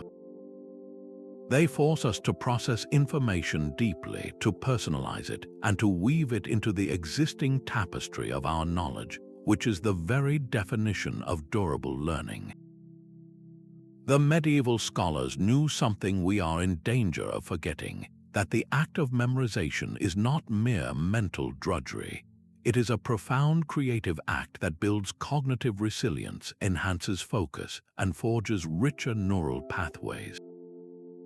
Their art challenges us to put down our devices occasionally and exercise the most powerful and personal data storage system ever created, the vast, imaginative, and deeply human landscape of our own minds. For all the intellectual ferment happening within universities and monastic schools, the brutal truth remains that the doors to this world of formal learning were firmly shut to the overwhelming majority of people living in the Middle Ages. The dream of an education was for centuries a privilege reserved for a tiny sliver of society, the sons of the nobility and the wealthy urban patriciate, and those destined for the clergy. The barriers were immense and started with the most basic requirement, fluency in Latin. Since all advanced teaching was conducted in this language, a boy had to first spend years in a grammar school mastering it, an investment of time and money that was simply beyond the reach of peasant and artisan families who depended on their children's labor for survival. The costs didn't end there. University fees, the expense of books, each one a hand-copied treasure, and the cost of room and board in a distant city placed this entire endeavor firmly in the realm of the elite. This system didn't just reflect the social hierarchy, it actively reinforced it, creating a self-perpetuating class of literate administrators, lawyers, and churchmen who governed a largely illiterate population. Knowledge was power, and that power was carefully guarded. Yet, even within this rigidly stratified society, a powerful countercurrent began to emerge, one that challenged the very idea that deep learning should be the exclusive property of the privileged. This movement found its most beautiful and influential expression in the Netherlands with a group known as the Brethren of the Common Life. Founded in the late 14th century by a charismatic deacon named Geert Groot, the Brethren were not a monastic order in the traditional sense, but a community of laypeople who lived together simply, devoting themselves to prayer, manual labor, and a revolutionary mission, educating the poor. They established schools that became renowned across Northern Europe for their high standards and their radically inclusive spirit. What set their approach apart was their focus on practical piety and inner devotion, a concept known as devotio moderna. They believed that a personal relationship with God could be nurtured through education and the thoughtful reading of Scripture, and that this opportunity should be available to everyone, not just those who could afford a university education. Their most famous student was a young man named Thomas à Kempis, who is widely credited with writing The Imitation of Christ, one of the most influential devotional works in Christian history, a book that embodies the Brethren's ideal of humble, personal faith. The Brethren's pedagogical method was as innovative as their mission. They were pioneers of the humanist approach, emphasizing the study of classical languages not just for dry scholastic debate, but to access the original beauty and meaning of texts. They placed a huge importance on creating high-quality, affordable books. Their scriptoriums were humming workshops where they produced clean, accurate copies of both religious and classical texts, and they were among the earliest adopters of the printing press, using this new technology to spread their educational materials even further.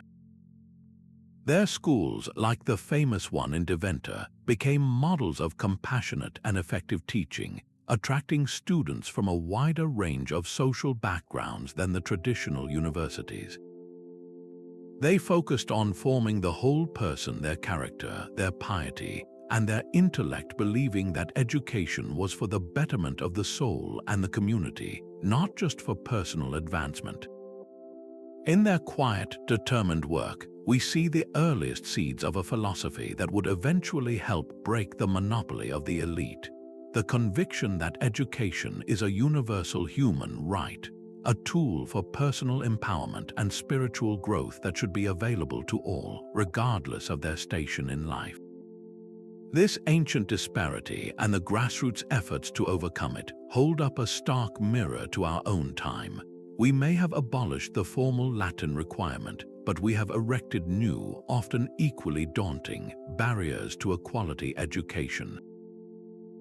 The modern equivalent of the medieval lord's son who gets sent to university is the child born into a wealthy zip code, automatically funneled into well-funded public schools with small class sizes, experienced teachers, and a wealth of extracurricular opportunities. Meanwhile, the modern peasant, the child in an underfunded urban or rural school district, faces a system where resources are scarce, facilities are crumbling, and college remains a distant dream hampered by crippling debt. The chasm in educational outcomes between the rich and the poor remains one of the most persistent and shameful failures of our modern society. We have universal access in theory, but profound inequity in practice. The story of the Brethren of the Common Life challenges us to ask ourselves a difficult question.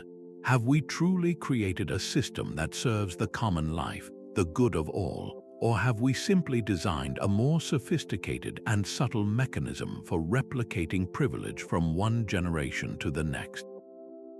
Their example is a call to action, a reminder that real educational progress is measured not by the heights the most privileged can reach, but by the floor we build to lift everyone up. Yet for all the intellectual and social groundwork laid over centuries, the world of knowledge remained one of frustrating scarcity. The university lecture, the disputation, the glossed manuscript, these were powerful engines of thought, but their reach was limited by the slow, costly, and error-prone technology of the handwritten word. A single book, a single copy of a legal text or a philosophical treatise, could represent a year's wages for a skilled craftsman. This was the bottleneck, the great constraint that kept learning largely confined to the elite. Then, in the mid-15th century, in the German city of Mainz, a goldsmith and inventor named Johannes Gutenberg put all the pieces together. He didn't invent printing. The Chinese had been using woodblock printing for centuries. What he perfected was movable type, the casting of individual, reusable metal letters that could be arranged into words, inked, and pressed onto paper with a modified wine press. This was the spark that ignited a conflagration, but the fuel for that fire, the paper, the ink, the demand for texts, and even the very letters he cast, had all been prepared by the Middle Ages. The first and most crucial medieval contribution was the sheer, pent-up demand for the written word. For 300 years, the universities had been creating a growing class of literate individuals hungry for books. Students needed textbooks for their studies, lawyers needed legal codes, the devout wanted prayer books and devotional literature, and a rising urban merchant class desired practical manuals on accounting, navigation, and medicine. The monastic and university scriptoria, for all their dedication, could never hope to meet this demand through manual copying alone. The market was there, waiting for a technological solution. Furthermore, the essential raw material, paper, had already made its way from China through the Islamic world into medieval Spain and Italy. By the 14th century, European paper mills were producing a durable, far more affordable writing surface than the expensive parchment made from animal skins. Gutenberg's press would have been economically unviable if each page had required the skin of a sheep or calf. Paper provided the cheap, abundant substrate that made mass production possible. Perhaps the most subtle but profound medieval gift to printing was the very shape of the written word itself. Gutenberg didn't design his typeface from scratch.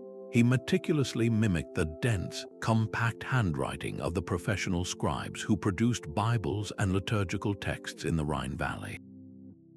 This style, known as textura, was prized for its legibility and its ability to save space on precious parchment. By replicating this familiar, authoritative look, Gutenberg ensured that his printed books would be immediately accepted by a readership that associated this aesthetic with quality and legitimacy. His famous 42-line Bible looked like a high-end manuscript, and that was its genius. It borrowed the visual authority of centuries of scribble tradition to launch a revolutionary new technology. This was not a clean break with the past, but a seamless evolution, proving that the most disruptive innovations often succeed by building upon the trusted foundations of what came before. The impact was immediate and utterly transformative. Where a monastic scriptorium might produce a handful of books in a year, a single printing press could now produce hundreds of identical copies in the same amount of time. The cost of books plummeted, falling by as much as 80% within a few decades. This was the true democratization of knowledge. A student could now realistically own his own textbooks. A merchant's household could possess a printed vernacular Bible. Ideas could travel with a speed and fidelity never before imagined, as identical copies of a scientific treatise or a radical pamphlet could be spread across the continent, creating a truly pan-European conversation. The print shop itself became a new kind of intellectual hub, a place where scholars, translators, and correctors gathered to prepare texts for publication, creating a new culture of collaborative editing and standardized accuracy that began to erode the centuries-old problem of textual corruption through copying errors. This technological leap did not erase the medieval world. It amplified and accelerated trends that were already deeply embedded within it. The humanist desire to return to the original sources of classical antiquity was supercharged as printers scoured monastery libraries for forgotten manuscripts to publish in beautiful new critical editions. The scholastic practice of commentary and gloss, once confined to the margins of a few precious manuscripts, now exploded into a forest of printed commentaries surrounding the central text on the page, making these scholarly debates available to a much wider audience. Even the medieval emphasis on visual learning through complex diagrams and memory aids found new life in the printed book, where detailed woodcut illustrations could be perfectly reproduced thousands of times over. The printing press was the great multiplier, taking the intellectual seeds planted by medieval scribes, scholars, and lawyers, and scattering them to the wind, where they would take root in minds far beyond the walls of any library or university, ultimately blossoming into the Renaissance, the Reformation, and the scientific world we know today.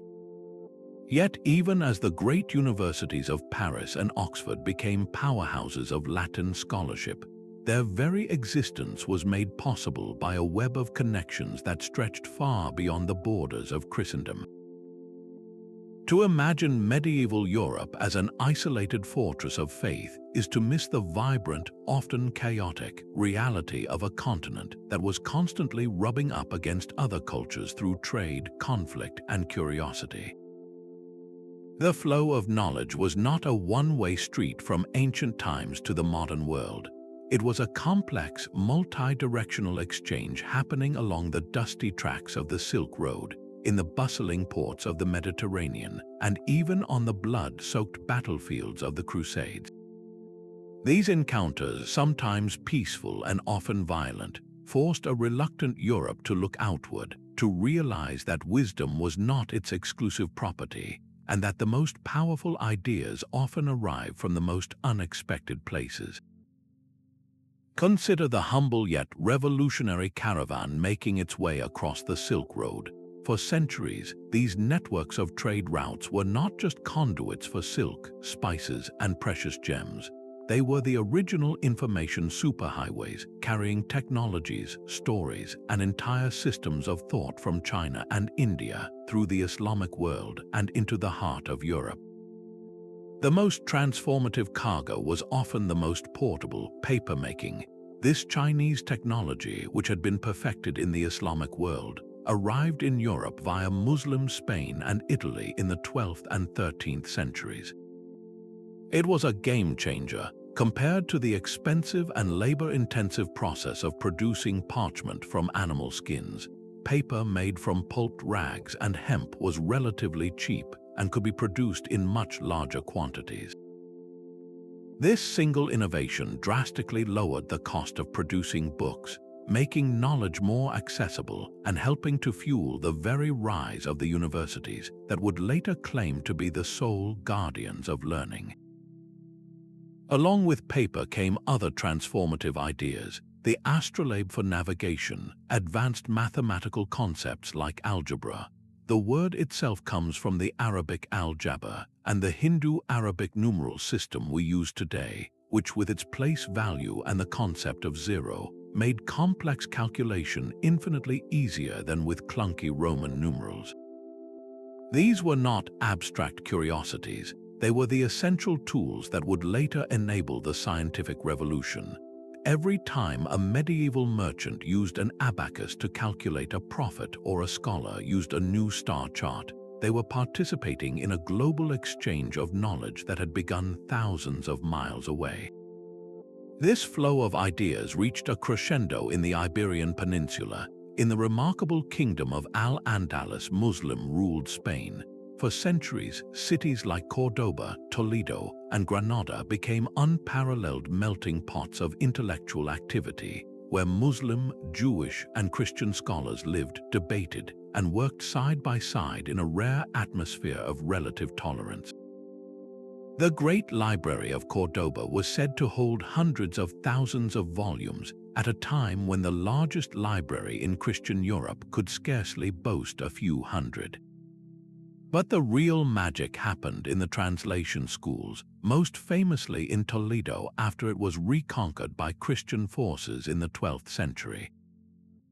Here, under the patronage of enlightened bishops, teams of scholars, often a Jew who could speak Arabic and Romance, a Muslim expert in the source text, and a Christian cleric who could write the final translation in Latin, would work together to render the great works of Greek philosophy and science into Latin. This is how Europe recovered Aristotle, not from dusty attic trunks in Athens, but from the brilliant commentaries of Islamic philosophers like Ibn Rushd, known as Averroes. They translated the medical encyclopedias of Al-Razi and Ibn Sina, whose canon of medicine would become the standard textbook for centuries. They brought over the astronomical tables of Al-Khwarizmi and the revolutionary optics of Ibn al-Haytham. This was not a passive act of copying. It was an act of creative rediscovery, a dialogue between cultures that supercharged European thought with 1,000 years of accumulated learning that it had never known or had long forgotten.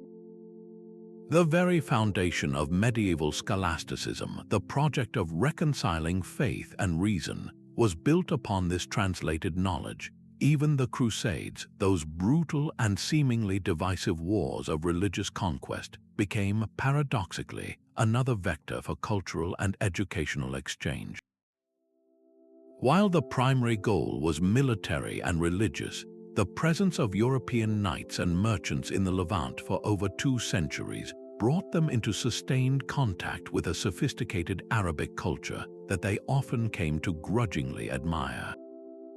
They encountered advanced medical practices in Islamic hospitals, which were far more organized and hygienic than anything in Europe.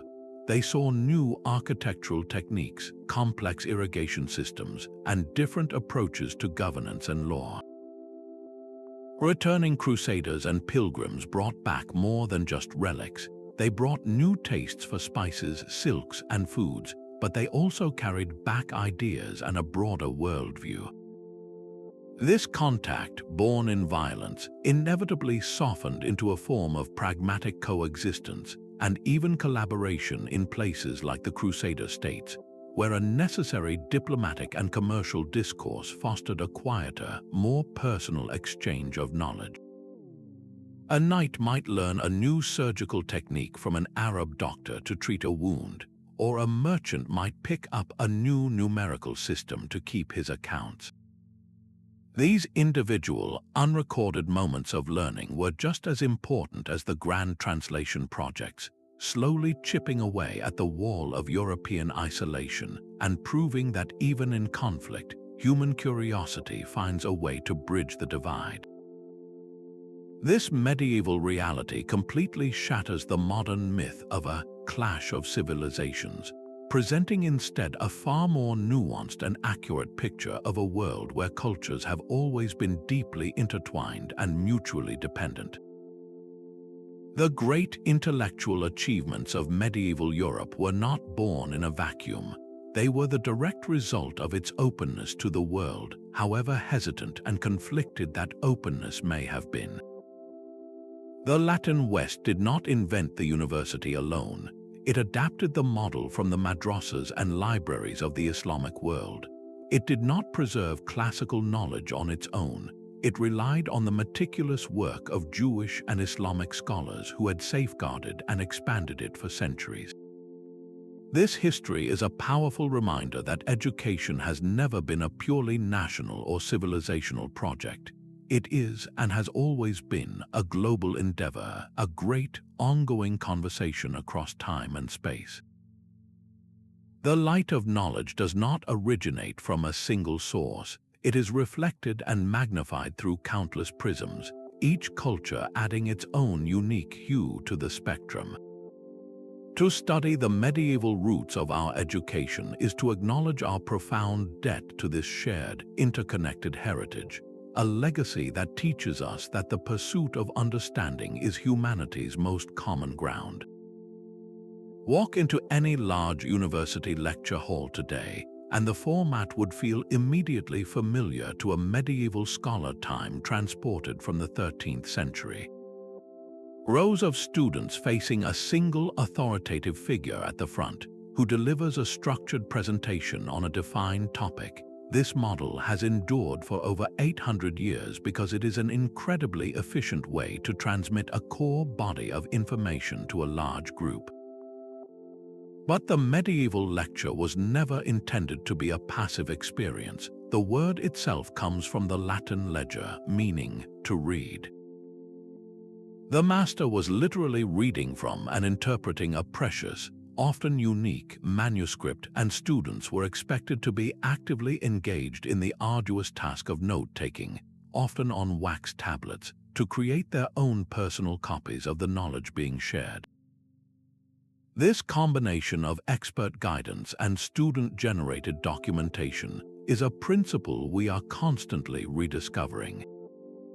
The modern flipped classroom, where students watch a lecture video at home and use class time for interactive problem solving, is a high-tech twist on this ancient idea, prioritizing the active application of knowledge over its passive reception, just as the medieval disputation did after the lecture was over.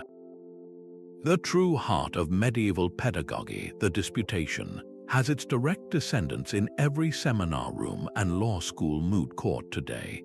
This rigorous practice of defending a thesis against all challengers was designed to do more than just test memorized facts. It was meant to forge resilient, agile minds capable of thinking under pressure. The modern educational movements that emphasize critical thinking, debate, and Socratic dialogue are all channeling this medieval spirit. We see it in the case method used in business and law schools, where students must dissect real-world scenarios, argue multiple perspectives, and defend their recommendations. We see it in the emphasis on evidence-based argumentation in writing across the curriculum, where students must learn to build a case and anticipate counter-arguments. This medieval method understood that knowledge is not a static product to be absorbed, but a dynamic process of questioning, challenge, and refinement. It cultivates intellectual humility, the recognition that one's own argument might be incomplete, and intellectual courage, the willingness to subject one's ideas to scrutiny. In an age of information overload and polarized discourse, this ability to engage in reasoned, respectful debate is not just an academic skill. It is an essential civic virtue. Perhaps the most significant medieval echo is in the renewed appreciation for interdisciplinary learning. The medieval curriculum of the 7 liberal arts was explicitly designed to be holistic. The Trivium's arts of language, grammar, rhetoric, and logic were seen as the essential tools needed to then master the Quadrivium's arts of number, arithmetic, geometry, music, and astronomy. They were not separate tracks, they were an integrated sequence, 2 halves of a complete whole. A scholar could not truly understand the music of the spheres without the mathematics to calculate harmonic ratios, nor could they effectively argue for a philosophical position without the rhetorical skill to articulate it persuasively. This stands as a powerful critique of our modern tendency toward extreme specialization and the rigid siloing of knowledge into separate departments that rarely communicate. The most exciting innovations in our own time are happening at these intersections. Bioethics combines medicine and philosophy. Digital humanities merges computer science with literary analysis, and behavioral economics blends psychology and economic theory. The medieval model reminds us that to solve the complex, wicked problems of the modern world, we cannot rely on a single narrow discipline. We must once again learn to weave together the analytical and the communicative, the quantitative and the qualitative, the scientific and the humanistic, creating a tapestry of understanding that is far richer than any of its individual threads. Finally, the medieval understanding of education as a formative and communal journey, not just a transactional transfer of data, offers a profound corrective to our current moment. The university was not just a collection of classes, it was a universitas, a corporation or guild of people dedicated to a common life of learning. This community provided structure, mentorship, and a shared identity. The master-apprentice relationship in the guilds and the close-knit cohorts of students within the medieval college system ensured that learning was personal and rooted in relationship. Today, as online learning and massive open online courses expand access to incredible educational resources, they often risk feeling isolating and impersonal. The most successful modern programs are those that intentionally rebuild this sense of community through discussion forums, peer review, and live video sessions, recognizing that we learn best in dialogue with others. The timeless principle we can reclaim is that education is ultimately a deeply human endeavor. It is about the formation of character and intellect within a community of seekers, a process that challenges us not only to know more but to become more. It is this ancient, holistic vision of learning for wisdom, not just for credentials, for the common good, not just for personal advancement, that remains the most powerful and enduring echo from the medieval world, calling us to build educational experiences that are as transformative today as they were 8 centuries ago. And so, as we pull back from this journey through the bustling scriptoria, the heated disputations, and the quiet, determined work of scholars both celebrated and forgotten, a single, powerful truth comes into focus. The medieval world was not a stagnant void between the glories of Rome and the brilliance of the Renaissance. It was the essential workshop, the roaring forge where the very tools of modern thought were hammered into shape. Every time we step into a lecture hall, every time we earn a degree, every time we cite a source in a research paper or engage in a spirited debate, we are participating in rituals crafted 800 years ago. The structure of our universities, the very categories we use to organize knowledge, even our relentless drive to question and reconcile opposing ideas, all of it bears the unmistakable imprint of the medieval mind. They handed down to us not a static set of answers, but a dynamic, resilient system for asking better questions. This legacy is a profound reminder that progress is rarely a sudden explosion of light, but more often a slow, patient kindling of flames that were guarded against the wind for centuries. It challenges the very notion of a dark age, revealing instead a period of profound and necessary fermentation, where the seeds of the modern world were carefully sheltered and nurtured. Their story teaches us that the preservation of knowledge is as vital as its creation, and that the most enduring innovations are often those that build bridges between faith and reason, between the ancient and the contemporary, between cultures in conflict.